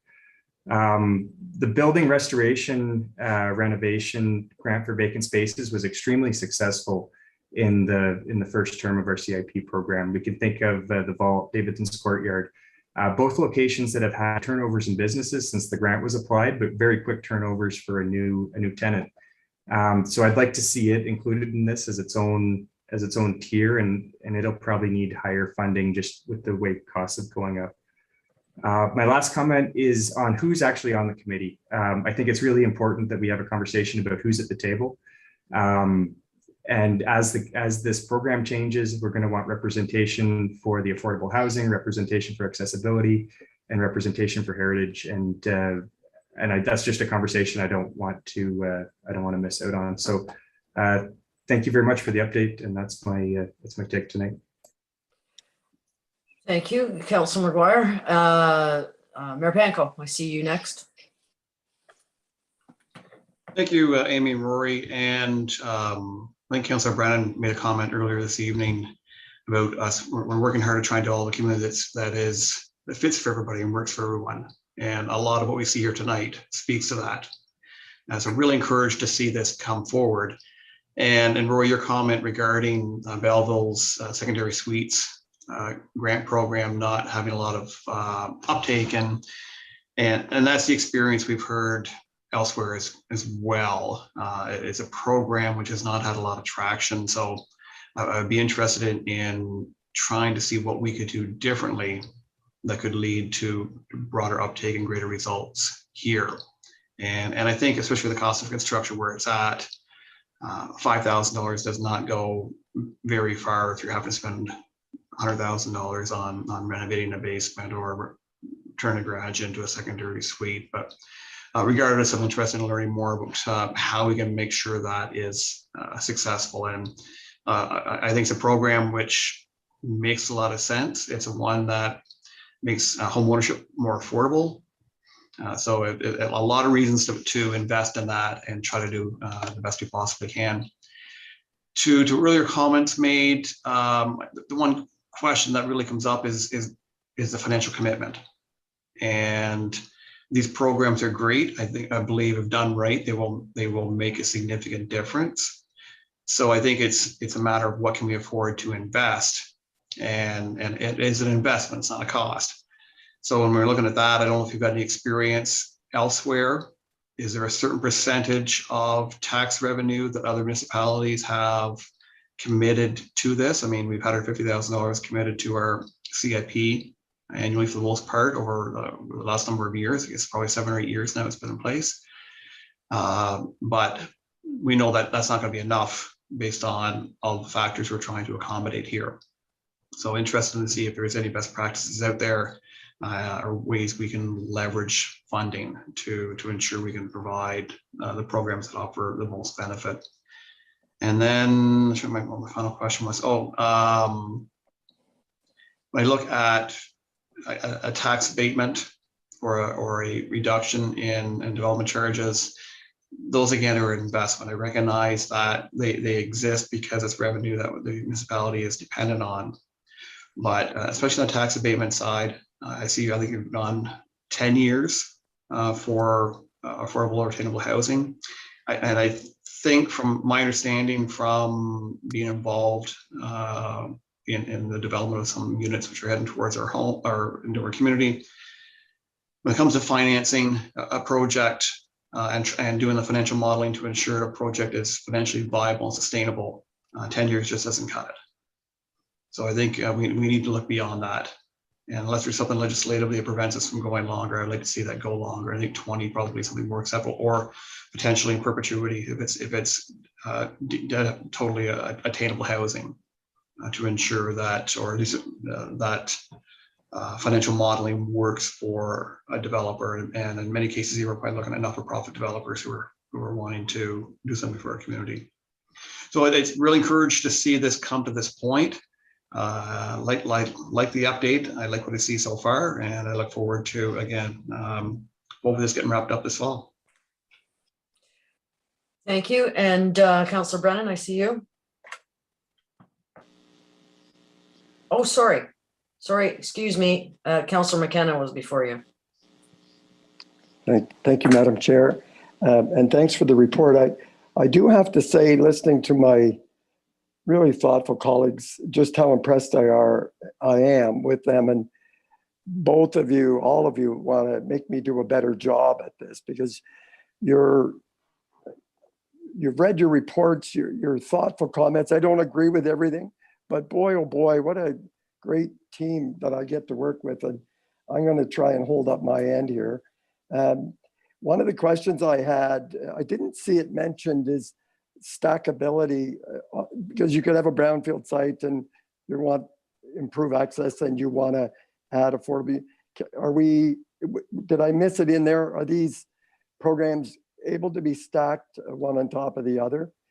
And before you answer, there's a number of provincial and federal programs that also support these kind of initiatives. And again, I want to make sure nothing we do would interfere with the ability of the homeowner or developer to benefit or to be able to stack provincial, federal, and local. Can you comment on that, please? Through the chair, I'd like to ask Amy to provide some commentary on Stalkability, since she's been doing some recent work on that and some other CIPs around Ontario. Amy, did you want to speak to that? Sure, I'm happy to. Yeah, if let's say this kind of what I was trying to explain at the beginning with respect to the downtown and waterfront area revitalization focus area. You can have improvements to your facade or your landscaping or whatever it may be, but if they're willing to also add accessibility improvements, then that opens the door for them to receive more funding. The same could be said with attainable housing as well. So there are ways to stack these programs. And at the end of the day, it's a matter of how we write the eligibility criteria in the draft CIP. That's great. Thank you. And if I may, Madam Chair, just a couple more. The next month, I believe Stats Canada is going to release more details on our community. In the recent past, I think 45% of our housing stock was rental. My perception is, with our additional rental, it may have gone up, but at the same time, a lot of our duplexes that were originally single-family units have been reverted back or gentrified back to single-family homes. So I guess I'm not sure in the RFP and in the contract we have with Dylan, is there a data section that could give us some basic, you have this many housing rental units now, because it would be hard to set targets and know if we are achieving anything if we don't have some baseline of what are we at today. I guess my question is that, I'm not talking about a robust whole big new report on the data, but some basic information, population projections, what's happening to downtown across. Is any comment on accessing some data to help guide us, or is that on the implementation side?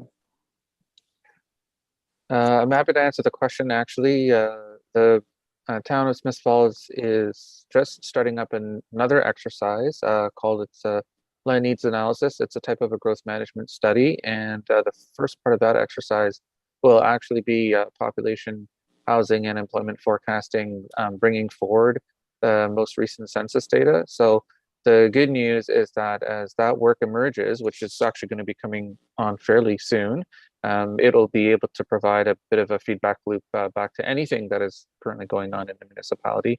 And so we'll be able to benefit from that.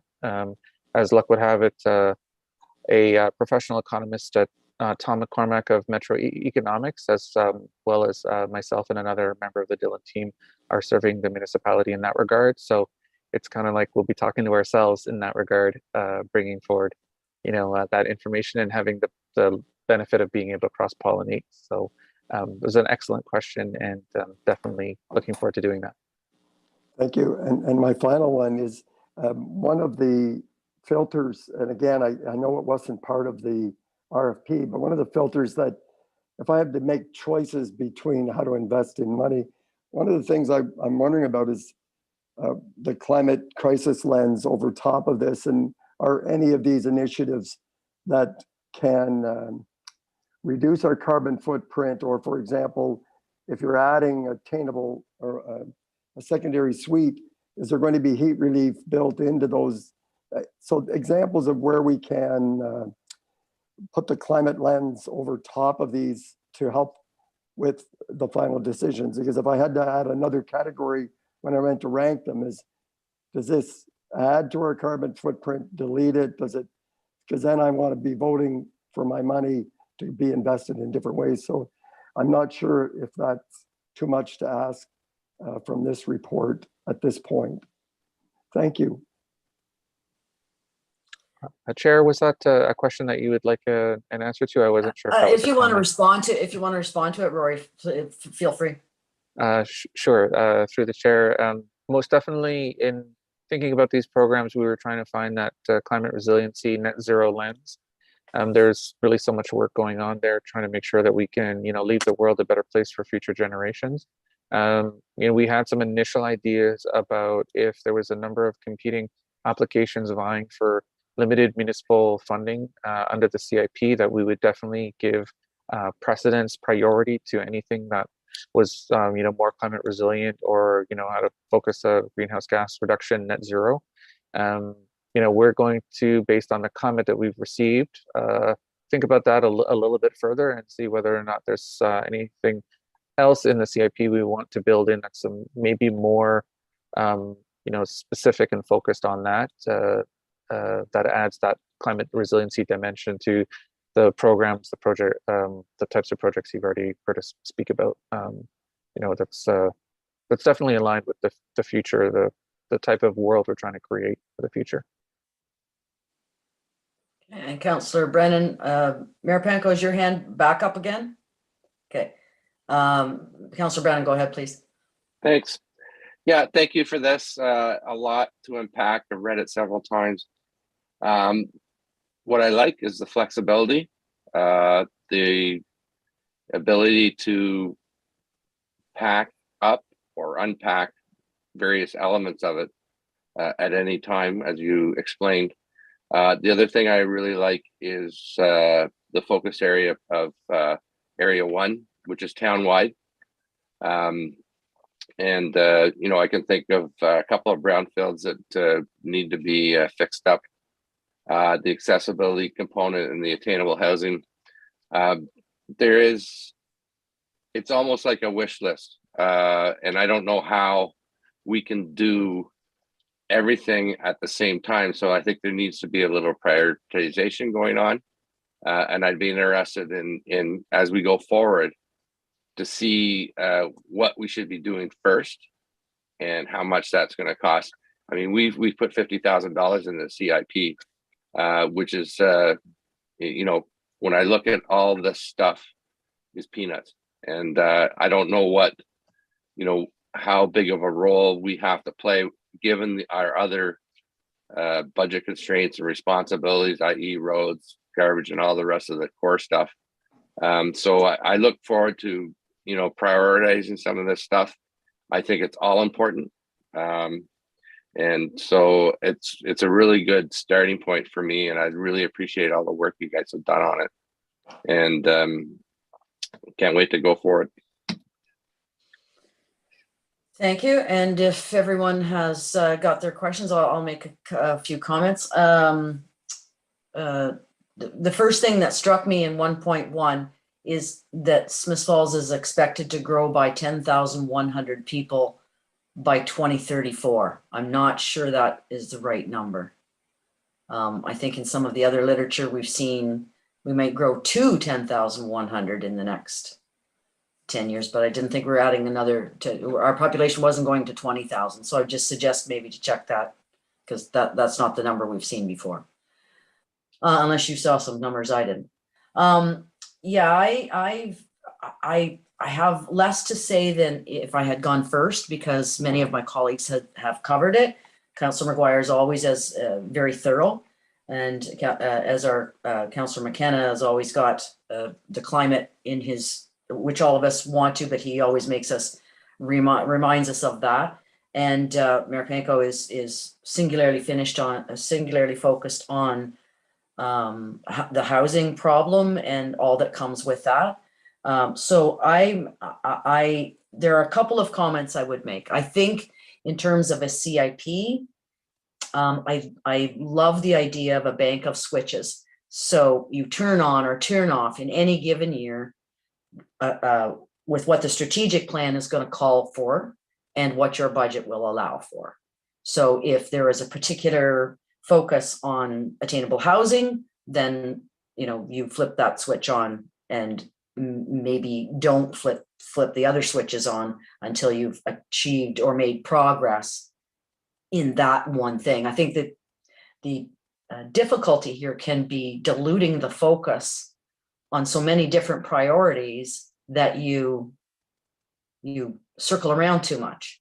I think you could turn on and turn off the priorities and the money with what you want to accomplish to make sure that you're getting, you make substantial gains in that one thing before you move on to another. The other thing that I wanted to comment on, and again, my colleagues have done a good job, so I will say that I'm more attracted to forgiving the DCs and forgiving building and permit fees, because it doesn't, the DCs we've only just introduced, so we have not begun to depend on that revenue. So it shouldn't change our operations too much. And the same with building permit fees. We have a really healthy reserve in our building account. And so again, I think we have more opportunity to do something that doesn't reflect badly on our bottom line, because our community is still growing. There's still more and more and more and more to come. And we do have to be able to gain tax revenue. We can't just stay static in that. We have to grow that in order to keep up with all the other priorities this town has. So I'm not as much of a fan about the tax abatement thing. I'd rather get it done right off the beginning and be done with it and move on to something else. Councillor McKenna's and Councillor McGuire's mentions of stackability, and to make sure that that's really tight, because one of the frustrations with CIP for me and a lot of my colleagues is the not absolutely clear direction that a committee might take. It has to be the least subjective it can be. It has to be tight so that there can't be any misinterpretation or interpretation of how any of these things work. And I do think, and we will have future conversations about the committee itself, where it should be, who should be on it, and that will come up. And you're also going to make some recommendations I took from the report. So I think you've got a fairly good handle or feeling on what we have to add to your already. And I quite enjoyed the report. I thought it was pretty thorough. I think that there is You've certainly given us the parameters to now focus in on some of these things. So I really appreciated it. And now that we are getting to the fine tuning of it, we will have opinions, as we always do. I did see Councillor McGuire's, and if Councillor McGuire, if we could sort of wind this up, and we'll just ask Rory and Amy after you're finished if there's anything else they need from us. Go ahead. Thanks, Madam Chair. Yeah, great discussion tonight. I really enjoyed this for being on the CIP for so long. When it comes to stackability, I'd really like to see an upper threshold. I think when we look at these programs, there's a huge variety here, and I think if there's an upper limit or a best practice with that, that would be great. And the other thing I don't have any issues with having a broad plan, because this is private sector development. So if we've got a broad plan and somebody is going to do something that fits it in that year, great. But if we start turning switches on and off, I'm just concerned with how it's gone over the last few years that we might not get the right development in the right year that the grant's available. So maybe an upper threshold of funding, or whatever our budget's going to be, and first come first serve for the best projects. But I've got no problem having this broad the way it is now. Thank you, everybody. Great discussion tonight. It was, and I hope we've been helpful to Dillon Consulting in guiding their next steps. Amy's indicating yes. Rory's a little more unreadable. We'll see. Okay, thanks very much. I think it was a good discussion. We very much appreciate Rory and Amy being with us tonight. You've given, again, good conversations, good thoughts to hopefully contribute to the work that you're doing. So thank you very much. And with that, we will move on to our 8.3, which is 40 McGill Street site plan, the Lapine project, the second Lapine project, and that is with our senior planner, Carl Grenke. Carl, can I just stop you for a minute? Just, if people are watching, Councillor Dwyer is not on the screen because she declared on both of those last two issues, and she'll be rejoining us here shortly. So go ahead, Carl. Thank you, Madam Chair. This evening, I am presenting for Council's consideration and direction a site plan application for 40 McGill Street. So that is the former parking area that was once serviced the South Unit Hospital site. So Council will recall and construction is underway on the larger development on the other side of the road where the former hospital was. So Lapine Corporation has also acquired this the smaller site, and they're proposing a 20-unit apartment building. It basically constructed on sort of a stacked townhouse style. It'll be a single building accessed off of McGill Street. However, it's designed so that it would be oriented towards Thurber and McGill. So this was a project that was where we worked closely with the Public Works Department as well as the Planning Advisory Committee on detailing some of the aspects of the servicing and the landscaping. The project complies with the residential type 6 special exception 7 zoning that council had approved earlier on this year. There's a number of trees proposed along both facades. A bike rack is included. Each unit would have an outdoor entrance with ground level units having terraces and upper unit balconies. Fencing will be provided along shared lot lines. However, the existing vegetative buffer along the neighboring lot line on Thurber Street would be primarily retained. It's a nice design actually there, with two separate color schemes and working with the natural grade of the site breaks up the overall visual impact of the single building. All told, in our opinion, this design and this application meets the planning objectives as set forward in the official plan, and can be appropriately serviced and compatible with the emerging residential character of that area. So certainly, planning staff would like to express our appreciation to the applicants for their investment in the community, as well as the PAC and other municipal departments who've assisted in the review. So I'll leave it with you, Madam Chair. And at this point, the staff recommendation is that direction be given to council to adopt a bylaw authorizing the execution of the site plan agreement. Thank you. Thank you, Carl. Comments or questions for Mr. Grinke on this file? I see you're batting 1,000, Carl, because everybody is quite happy to see this very welcome project go into a derelict space and add to not only the housing stock, but the beauty of our town. So Carl, you have your direction. Thank you. Next on our list then is our Fire Chief Cheeseborough with the Lanark County Dispatch Agreement Report. Welcome, Chief, and Councillor Dwyer is returned. Thank you. Welcome. Thank you, Madam Chair. My report tonight, I'm recommending that Council authorize the Mayor and the Clerk to execute an agreement with the County of Lanark for fire dispatching services.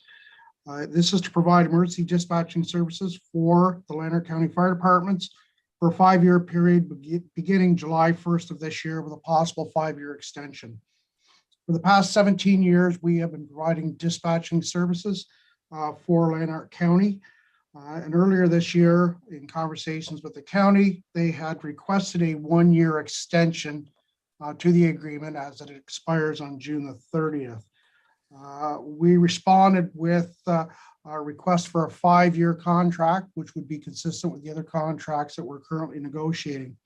At that time, Lanark County had chosen to issue an RFP for no particular reason. They are quite satisfied with the service that has been provided. The RFP was issued in March, on March the 18th, and it closed on April the 20th. Following the closing date, we were the only municipality that had submitted a tender for the dispatching services. Lanark County staff received our submission, did a review, and took it to County Council, who recommended that they enter into a draft agreement with us for the dispatching services. We've attached a copy of the draft agreement to this report. Some of the highlights include the communication center based on a continuous operation, 24 hours a day, 365 days a year, providing communications, including public reporting, dispatching, telephone systems, 1- and 2-way radio systems with fulfill communications between the public and the responding departments, a 5-year term with a possible 5-year extension, and the agreement may be terminated by either party without cause and without penalty, providing that either party submit a written request with 180-day written notice. I provided 3 options with this report.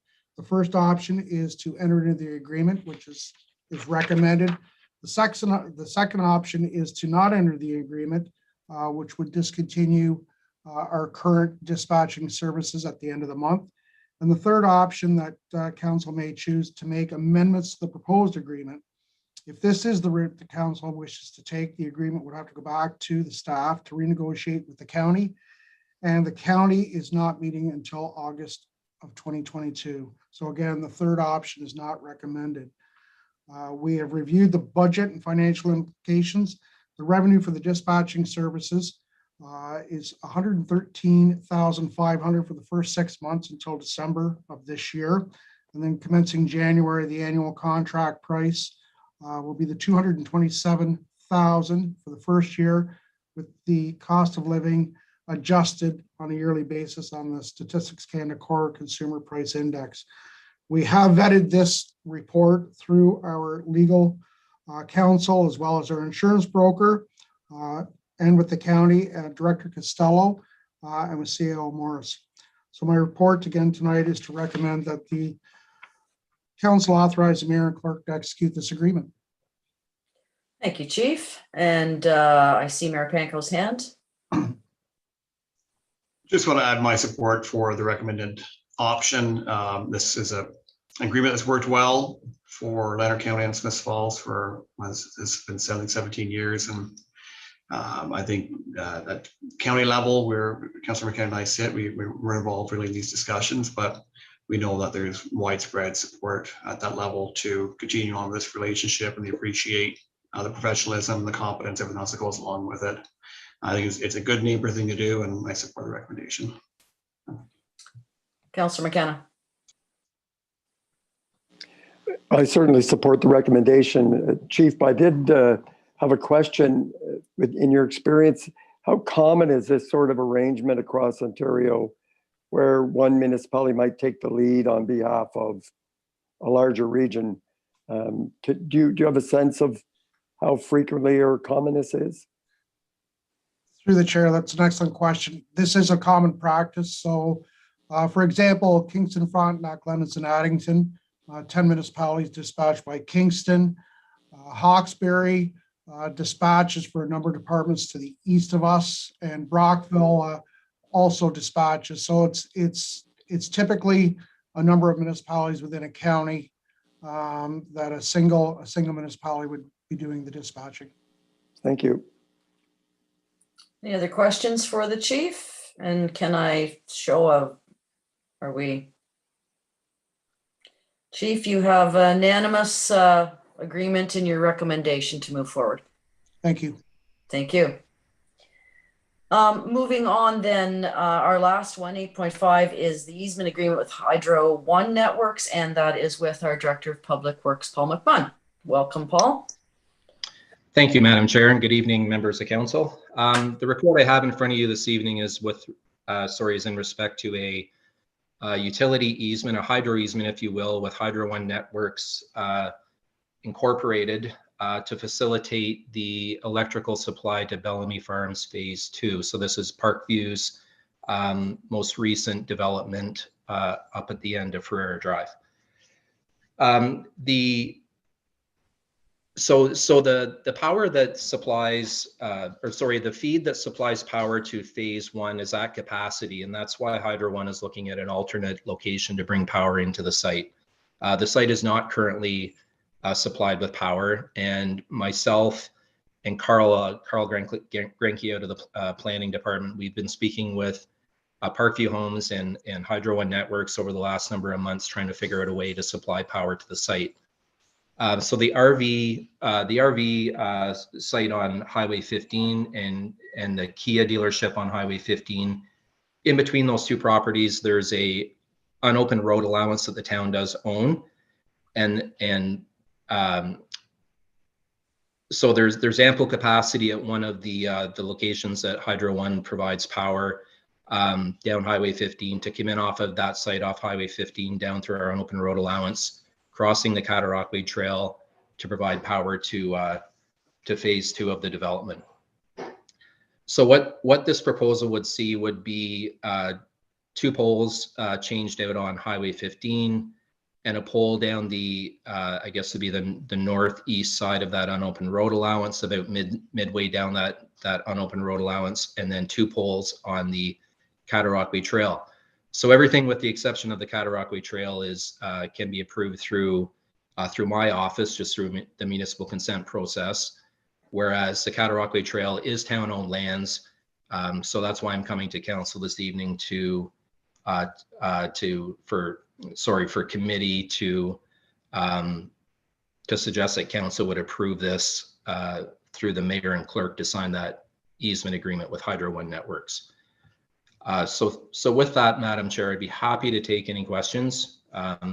Trusting everybody had a chance to look at the report. I think it's fairly straightforward, but happy to take any questions.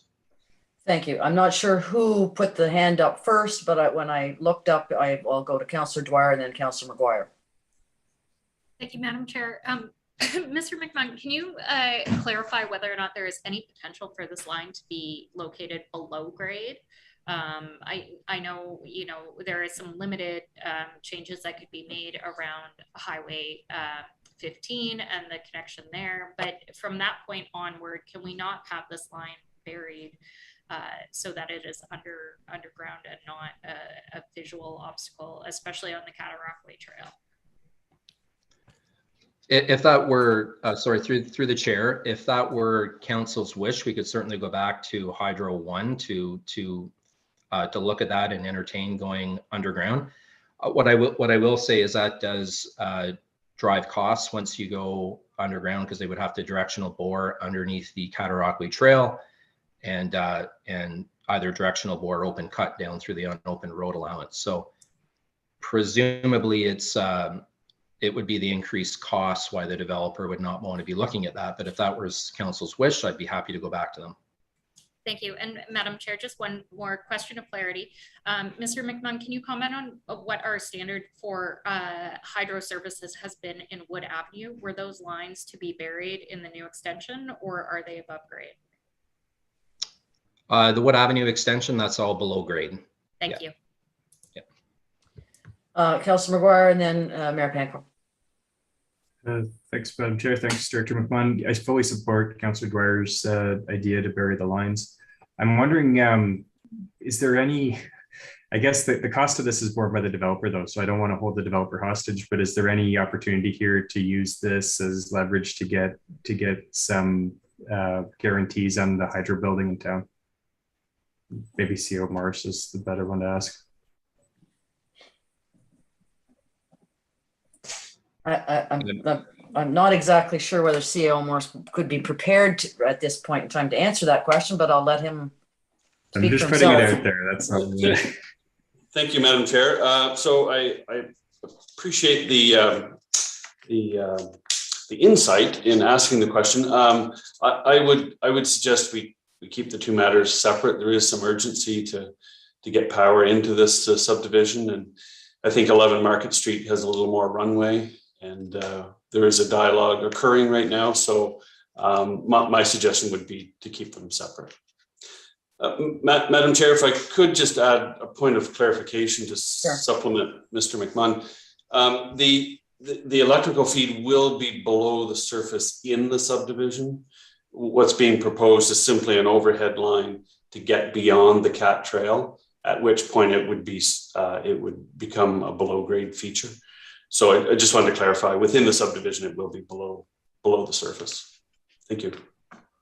Thank you. And Mayor Panko. Thank you, Director McMahon. Yeah, I agree with Councillor Dwyer and Councillor McGuire. I don't know what the distance is we're trying to cover here, that and what the additional cost would be. But even if the pole that is in the diagram, the pole that is to the right side of the page, was moved to the opposite side of the Cat Trail and back a bit, and then buried services from there across. I mean, just for the trail itself, rather than having that cross. Ideally, it would all be buried, and I think that's a trend that I think we all recognize as being important. That's why we make sure that that happens within our subdivisions.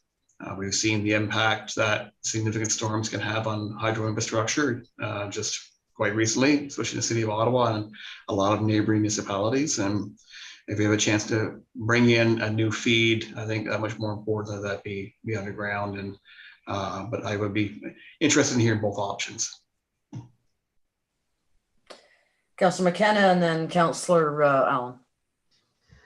I'm supporting the staff recommendation, and I would like to know what the cost is for if there's some innovative way that could move this project along quickly, though. I don't want to hold up the developer too much, but if it's relatively easy to get that cost and the feedback from the developer, in a week or so, but I'd like to keep it moving. My question is, understanding that this will never probably be an open road, is there an opportunity if they're in either clearing out some trees, or I'm not sure what's in there exactly, is there an opportunity for a trail extension there in the future, not today? And is this a time to do a little bit of, I don't know that. Do we have a plan for this unopened road? Was it ever considered as a link out to the highway? Because I do understand it probably won't be a road, but what's the impact on the future use, I guess, of that unopened road? Yeah, go ahead, Director McMahon. Yes. So there is some tree clearing that does have to happen down through that on open road allowance to facilitate the, I guess, the overhead lines. And I will go back to the developer and Hydro One to get costing, obviously borne by the developer to go underground. In the future, there would always be the opportunity to have trail connectivity from the Cat Trail out to Highway 15 if that was council's wish down the proverbial road. But right now, so there was consideration for Bellamy Farms development, both phase 1, phase 2, and phase 3 that will be coming in future years to have a connection out to Lombard Street via that unopened road allowance. But my predecessor, Director Troy Dunlop, he felt that there was more value in the Broadview Avenue extension, and that's where we're at right now, working through those arrangements with Rideau Lakes Township, our neighbors, and we have signed that agreement for that roadway down there through there, our maintenance and capital agreement that we have. So Mr. Dunlop and I tend to agree felt that Broadview Avenue was the better choice for an alternate access and egress into that development in lieu of a connection out to Highway 15. Councillor Dwyer, did you have another question? Statements rather, but I think the feedback that Mr. Morris provided about the fact that the services are going to be buried in Bellamy Farms only further accents my point that we should have a continuous buried line all the way through. To me, it doesn't make any sense to have it above grade only to drop below grade, which has been our expectation to them. The second point, and perhaps Carl can clarify this, but regardless of the timing of the secondary access for phases 1 and 2 of Bellamy Farms, my understanding is that there is at full build out a requirement for the 3 access points per the original traffic impact statement. Is that something that has been waived from the draft conditions? I don't know if Mr. Grinke is still with us, but Madam Chair, he is, and his hand was raised. Okay, because again, I can't see everyone. So go ahead, Carl. Yes, thank you. The traffic impact study for the current version of the current version and density of the Bellamy Farm subdivision envisioned Staples Boulevard connecting around to Broadview, but not the connection from Ferreira to Lombard. That was viewed and identified and accepted by the Public Works Department. I'll look for Paul to speak to Director McMunn if he'd to follow up on that point, and certainly the analysis that was done through in those more recent documents. Go ahead, Director McMahon, and then Councillor McKenna. Yeah, so like I mentioned, my predecessor, Mr. Dunlop, he felt that there was there was an opportunity to upgrade Broadview Avenue and still have a secondary access egress into the development. As we know, the only access to the site is up off of Ferreira Drive, and the Broadview Avenue extension and upgrade will facilitate second access and egress. So I understand that's not necessarily what was noted in the traffic impact study. However, I guess the predecessor, the ball was well in motion with respect to the Broadview Avenue extension, and we have those agreements now in place. But nonetheless, I mean, this hydro extension and off of Highway 15, as you'll see on the layout that Hydro One have put together through their engineering department, it does show the overhead pole line, whether it's overhead or below grade, will be in favor of the side closest to the RV dealership. So regardless of whether or not there's a hydro feed there or not, it would not limit us in the future should we consider a third access to the site, I guess. Thank you. Councillor Allen. I agree with Councillor Dwyer. I'd like to see it underground. That part of the Cat Trail is used, well, when I'm on it every single time. There are all kinds of families, and there are daycare groups that go on it. It's just a beautiful section of the Cat Trail. And I think if we're going to be putting it underground in the subdivision, we should also do it there. I agree with that. Thank you. Councillor Brennan, your hand on your background is not very visible to me. So if you want to go ahead now, that's fine. Thank you. Yeah, I'm interested in looking at the cost of the underground. My question is, when is the work slated to start, i.e. how urgent is this? Director McMahon. Yeah, so pending council's approval, the developer in Hydro One would be looking at, or the developer would be looking at clearing the site almost immediately to allow Hydro to get in there to do the pole, or sorry, the line extension and off of Highway 15 to phase 2. So, but nonetheless, we can certainly go back to the developer in Hydro One and ask them to come up with a scenario to go underground. I presume that can turn around relatively quickly, but we know that Parkview has an appetite to get the subdivision registered for phase 2, and this is just another piece of the puzzle to bring that all together. Because like I'd mentioned, right now there is no other option, and Hydro has noted that this is the only option to get Hydro into the site, and the site is not currently supplied with Hydro. So one way or another, they have to figure out how to service the site, and this would allow them to do so. Thank you. Well, I'm with excuse me. I'm with Councillor McKenna. I really don't want to hold this up. Thank you, Councillor Brennan. And if you to make sure you're getting my attention, maybe just raise your hand, because I can't, your hand is not showing up on your background. I'll just make a couple of comments. I want this too to move ahead, but I also see from the perspective of, this stated by some of my colleagues, I think it's best underground for the future and for the climate change storms that we should have been experiencing and probably will experience. So I think it's smarter all the way around to put it underground if at all possible.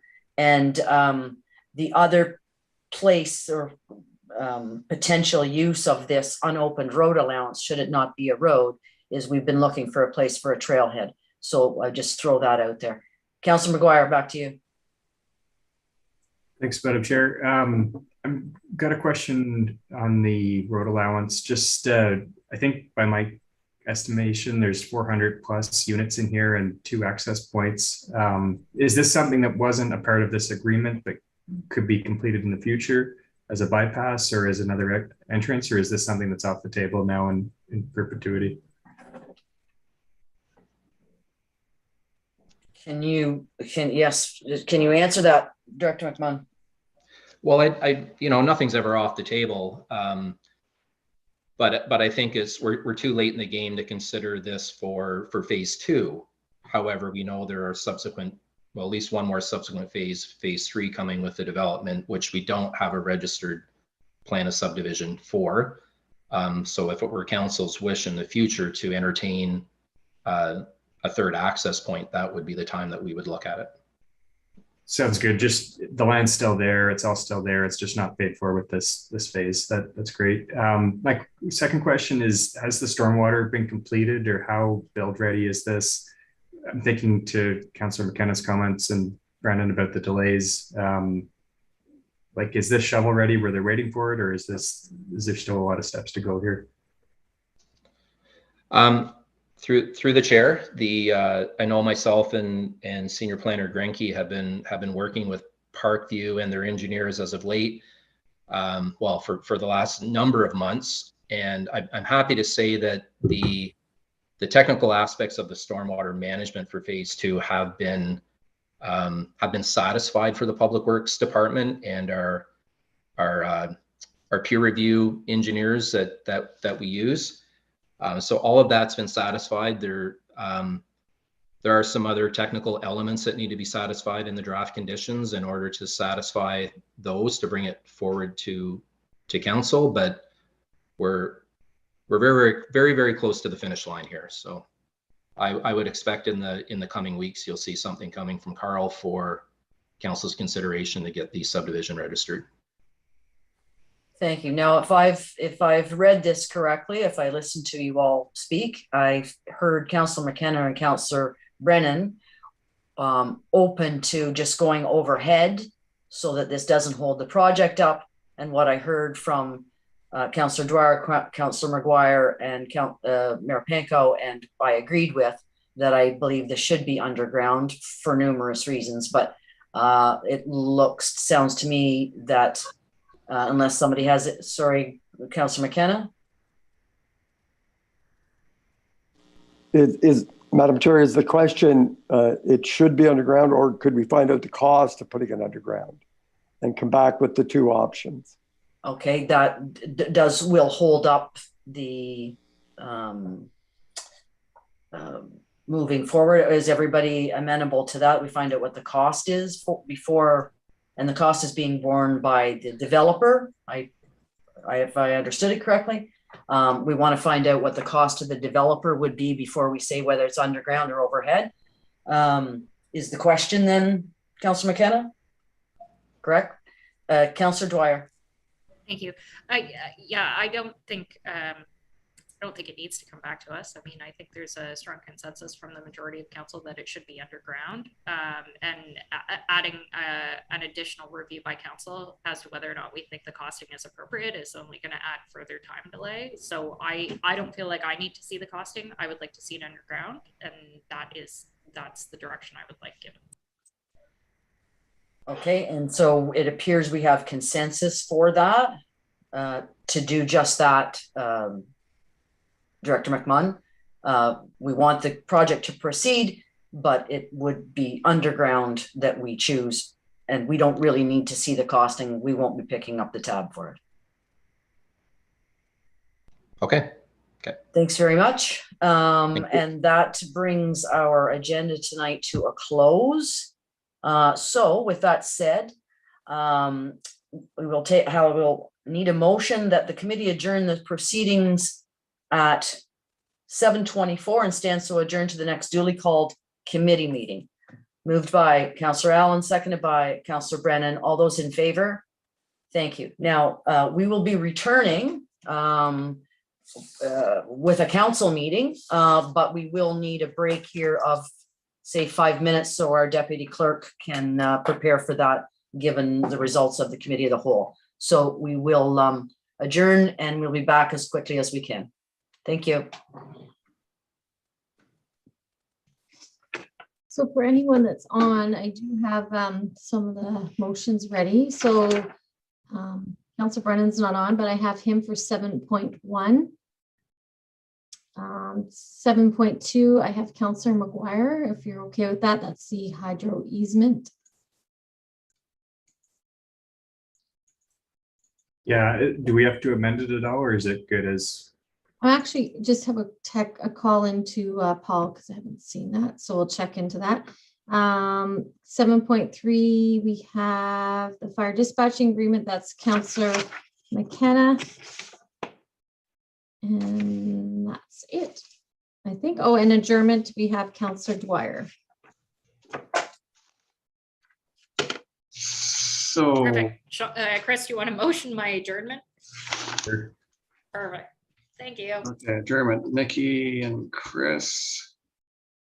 And Chris, you have the hydro easement. Seconded by Nikki, you want to second that? second here. So I don't think whether it's overhead or below grade really matters. It's still an easement agreement. So with the direction committee provided, I would suggest that it won't change the the bylaw. Is the direction given from the committee of the whole documented as such? Because the recommendation that we would have moved was simply to execute the easement, right? Yeah, so we'll take that into consideration. I'm just worried that it's gonna get lost. That's my only concern. We'll converse with Nadine and Paul tomorrow morning to make sure it's captured. Is captured, and I actually just got off the phone with Paul Malcolm. Sorry, I was just checking to make sure that the agreement. So yeah, if we can go ahead and do the bylaw tonight, and he was fine with the outcome that it won't affect anything. Like we can change the agreement, so it's no problem. So going through here, Lorraine, you have the adoption of minutes. Your seconder. Councillor McGuire, is that okay? Yeah. And then the site plan for 40 McGill is who is that? Do I have that? Oh, and I'll Nadine? have to declare on that. Nadine, did Do I Jay have- have 7.1? They had 7.1, yes. And I'll Jay take seconder? any. Not everybody at once. Sorry. Peter. Okay. And then the fire dispatch agreement, sorry, who was that? Fire dispatch is with Councillor McKenna. Okay, and seconder, Councillor Brennan. okay. Good. Okay, I'm back. Do I have any besides the last one? No. 8.2. Okay. No, you're good. Thank you. You're you can remain quiet if you're all talking, Wendy. You've done so far. Good, I'm getting a sore throat. Oh no, No. you do the street naming, that's right. Yeah. And Jay, who's your seconder for the audit services? I don't know. Lorraine has her hand up. Okay. And then for the street naming, we're going to, Chris, if you're willing to raise your hand when it comes to any further comments that you would like to make a change to street, and then Nadine will walk through the process for us to follow. We've already read it once, so the motion's on the floor. So I think when we get to that item, just ask for comments at that point in time. Okay. Because we've already read it once. So okay. Yeah. Sorry, I stepped away to the washroom when we talked about, I came back at the end of the easement agreement. We're just not doing it? Or we No. are doing? We are doing it, yeah. Thank you. My name's not on there, so that's good. Okay. Tonight you're passing the bylaw to execute that agreement, and staff will ensure that the directive from committee of the whole will be included in that agreement. Okay. So just for clarification, Nadine, you mentioned the street naming. It's been read first and second, but this is a motion. Yeah, so what happened was it's already been on the floor. The motion was read and it's on the floor. It was at the point of discussion of voting, and that's when there was clarification that was requested. So where we're at is that we've received that clarification, and if there's a motion to amend, then that would be the next step. So my understanding is that Councillor McGuire may want to amend that wording. So I'm not going to read it because I'm just going to open the discussion again then, that we've already read it first and second time, and Councillor McGuire is going to put his hand up and say that he wants to amend the motion before third reading. That's my understanding, but we need to start the meeting and then we can confirm what his request is. Just right now. Yeah, no, I just. So Nadine, I wouldn't refer to Wendy then. Actually, I would. Yeah. No. So we'll just clarify where we're at in the process, that it was already read at the last meeting. And so we're at the point of discussion, and if there's an amendment required, that can take place. So I think they still have us live. So if we can just start with the meeting, then we'll just confirm the process once we get in the meeting. Okay. Thank you. So we are live. We're all back in. We are live now. Is that correct? Yes, you can go ahead. Okay. Welcome back, everyone, to this special meeting of Smith Falls Town Council for Monday, June 27th. On June 27th, 2022, we acknowledge that the sacred land in which Smith Falls is now located has been a site of human activity for over 10,000 years in its rich and Indigenous history. This land is the ancestral and unceded territory of the Algonquin and Anishinaabe Nation. We are grateful to the Algonquin ancestors who cared for the land and water in order that we might meet here today. We are also grateful to the Algonquin people for their contribution in the making of the Rideau Canal, which runs through Smith Falls. We are mindful of broken covenants that need to reconcile with all our relations. Together, may we care for this land and each other, drawing on our strength and mutual history of nation building through peace and friendship, being mindful of generations to come. I'll call the meeting to order. I have no announcements myself today. I'm going to ask for disclosure of monetary interest. Yes, Councillor Dwyer. Thank you, Mr. Chair. I have one on item 7.1, please. So noted. Thank you. We do have an adoption of minutes with Councillor Allen, please. Yes, moved by myself and seconded by Councillor McGuire that the minutes of June 6, 2022 council meeting be approved as circulated. Thank you. Moved by Councillor Allen, second by Councillor McGuire, that the minutes of the June 6, 2022 council meeting be approved as circulated. All in favor? That is carried. Thank you. With some bylaws this evening. First one is with Councillor Brennan, please. Thank you. Unless there's some reports. Oh, sorry. Yes, thank you. That's okay. Any reports? Oh, okay. Thank you, Councillor Brennan. Councillor McKenna. Thank you, Your Worship. As you know, I'm the municipal representative on the Board of Public Health, and I can't say thank you to Dr. Stewart too many times, but her essentially might have been her last board meeting on June 16th, and she was given a fond farewell on behalf of the board, on behalf of the entire community. She will remain in place there until later this summer. And so thanks again, Dr. Stewart. I'm not on the hiring committee, but I do have a report that they have received qualified candidates. They are very close to making a decision, if not an offer. And we should expect to hear something in the next month or so. So they're very pleased. These are very difficult positions to fill. So we're keeping our fingers crossed. All things look good at this point. Thank you, Your Worship. Thank you. Any other reports? Okay, back to you, Councillor Brennan. Thank you.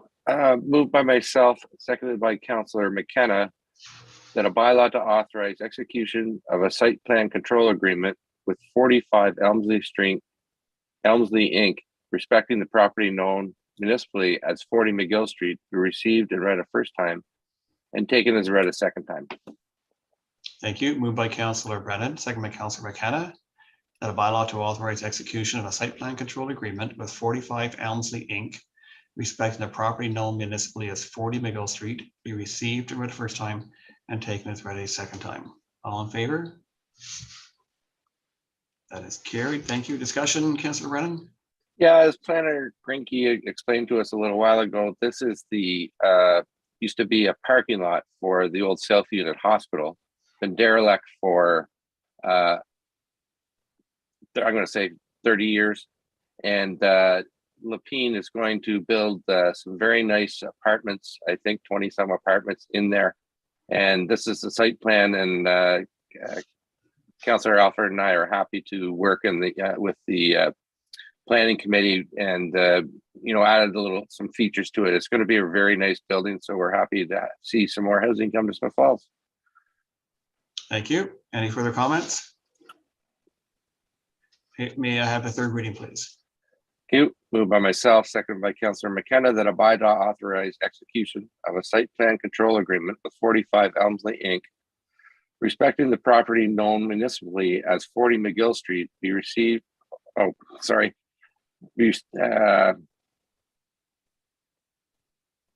be read for the third time, taken as passed. I read it wrong, sorry.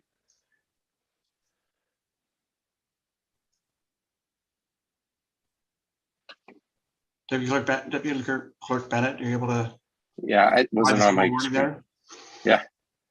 Be read, be signed, sealed, and numbered. So, okay, signed, sealed, and numbered 10359/2022. Okay, sorry about that. Yeah. Moved by Councillor Brennan, second by Councillor McKenna. The bylaw to authorize execution of a site plan control agreement with 45 Elmslie Inc. respecting the property known municipally as 40 McGill Street. We now at a third time finally passed, signed, sealed, and delivered. Bylaw number 10359/2022. Yep, that's correct. Thank you. Yeah, the wording we had on our agendas was not quite there, so our apologies for those watching tonight. All in favor? That is carried. Thank you. Item 7.2, Councillor McGuire. Your worship, moved by myself, seconded by Councillor Dwyer, that a bylaw to authorize execution of an easement agreement with Hydro One Networks Inc. be received and read a first time and taken as read a second time. Thank you. Moved by Councillor McGuire, second by Councillor Dwyer. The bylaw to authorize execution of an easement agreement with Hydro One Networks Inc. be received and read the first time and taken as read a second time. All in favor? Carried. Thank you. Discussion, Councillor McGuire.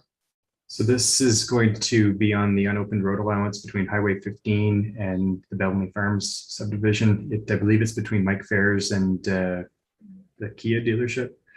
The direction from Committee of the Whole that will go to Hydro One is that we want the line buried for climate resiliency and the appearance over the trail. So this is following through on that. Thank you. Additional discussion, Councillor McKenna. Oh, you're muted now.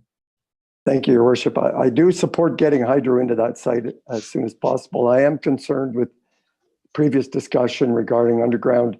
It seemed like a spur of the moment decision. Is this a precedent we're setting? Are we going to ask all future development to bury their line? So I'm just a little concerned we rushed into that, but I do respect council's decision. Thank you. Thank you. Councillor Dwyer. Mr. Chair, not to debate this, but certainly council was apprised at Committee of the Whole that this is buried services are something that have been requested in subdivisions before. Wood Avenue and Bellamy Farms both have buried subdivisions. So I think we can safely say that the precedent has already been set. Thank you. Any further discussion? No. Okay. May I have the third reading, please, Councillor Dwyer? Moved by myself and seconded by Councillor Dwyer that a bylaw to authorize execution of an easement agreement with Hydro One Networks Inc. signed, sealed, and numbered 10360-2022 be now read a third time, or be now read a third time. Thank you. Councillor Bennett, yes. Yes. Sorry, I see it on my agenda, so I'm not sure what's going on. Yeah, the version that we picked up online is missing a few words. Okay, so it's signed, sealed, and numbered. Bylaw 10360-2022. Thank you. Moved by Councillor McGuire, second by Councillor Dwyer. The bylaw to authorize execution of an easement agreement with Hydro One Networks Inc. be now read a third time by passed, signed, sealed, and numbered 10360-2022. All in favor? And that is carried. Thank you. Councillor McKenna, you have the next bylaw. Yes, thank you. Moved by myself and seconded by Councillor Brennan that a bylaw to authorize execution of an agreement with the County of Lanark respecting fire dispatching services be received and read a first time and taken as read a second time. Thank you. Moved by Councillor McKenna, second by Councillor Brennan.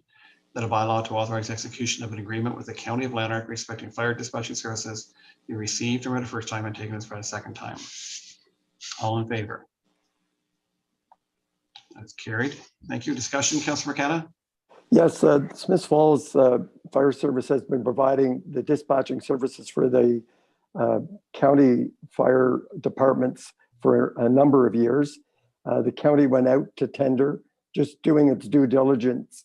Earlier this year, the town of Smith Falls Fire Department responded to the request for proposals and was selected to provide the service for the coming 5 years with a option of an additional 5 years at a fixed rate with the cost of living to be increased on an annual basis as required.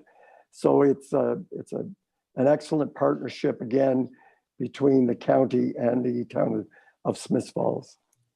Thank you. Any further discussion? May I have a third reading, please?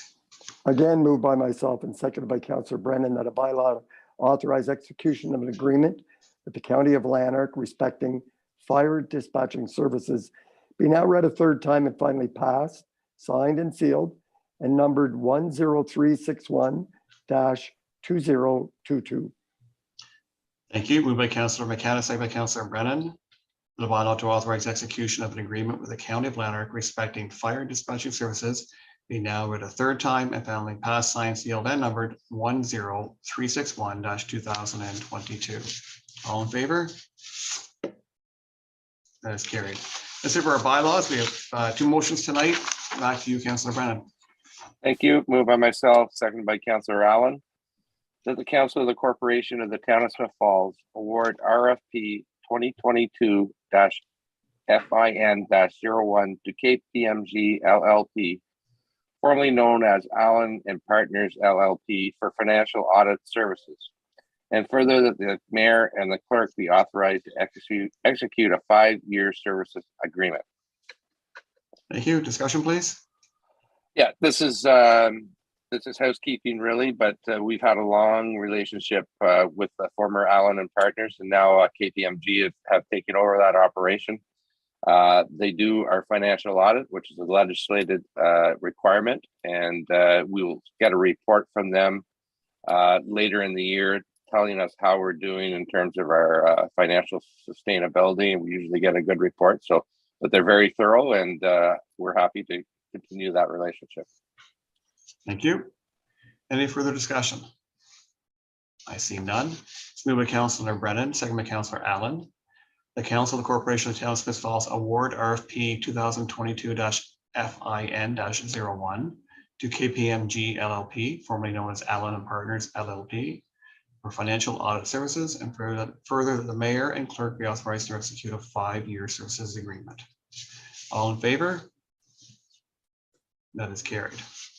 The next item on our agenda, 8.2, is street naming Maple Ridge subdivision, was introduced and put on the floor at our last committee of the whole meeting. Partway through that process, there was a request from a member of council to consider or to have more information related to the use of road or street with RAB. And so Councilor McGuire, you made that inquiry at our last meeting. Are you satisfied with the answer? Anything further you would like to do tonight? Thank you, Worship. I'd like to introduce an amendment to the motion tonight to replace road with street.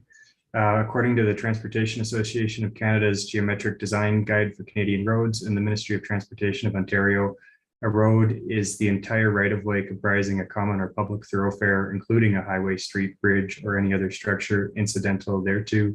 And a street is defined as synonymous with road, but generally limited to lower speeds in urban areas. So since street would be more appropriate based on the definition, even though this nuance isn't reflected in our policy, I think it's the better choice here. Thank you. So to that, Deputy Clerk Brennan, you can assist if needed here, but Councillor Alford is as the mover and Councillor Brennan as a seconder. I think we would need your willingness to make a change if that is your intent. Deputy Clerk Bennett, anything you want to add? So at this point in time, that you need to state that question. So you state the question if council supports that amendment. At that which time the mover and seconder will also confirm if they also support that amendment. And then if it is supported, then you will read the motion as amended and confirm the vote. Okay, thank you. By show of hands, is there willingness from council to change the motion to read Rab Street instead of Rab Road?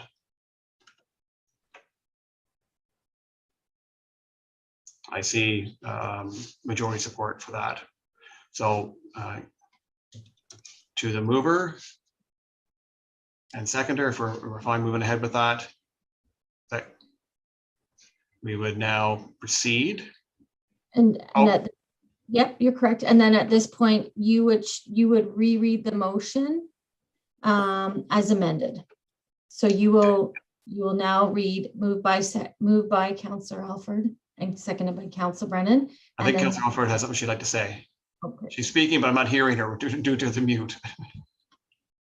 Sorry, I didn't see Councillor Brennan's hand going up when we asked for council, and he's the seconder, so I just want to confirm. Yeah, my hand went up, up many times tonight. Okay, thank you. It is moved by Councillor Alford, second by Councillor Brennan. Whereas Council Corporation of Town of Smiths Falls adopted the street naming policy via bylaw 8668-2014. Whereas Council Corporation of Town of Smiths Falls approved the street name Rab Street for the new local street forming part of the Maple Ridge subdivision. I'll call a vote. All in favor? And that is carried. Thank you. Any inquiries or announcements? Yes, Councillor McGuire. I've got a riddle tonight, if you'd indulge me. Smith Falls has 3 of these, and 2 of them are old. No takers? They are roads. We've got Old Mill Road, Old Slides Road, and Cedar Road. Thank you. That's a good one. Very pertinent. Okay, anything further? Councillor Dwyer, you have a motion for adjournment. Thank you. Moved by myself, seconded by Councillor McGuire, that this council adjourn its proceedings at 7:48 and stand so adjourned until the next duly called meeting of council. Thank you. Moved by Councillor Dwyer, second by Councillor McGuire. This council adjourns proceedings at 7:48 p.m. and stands so adjourned until the next duly called meeting of council. All in favor? We are adjourned. Good night, everyone.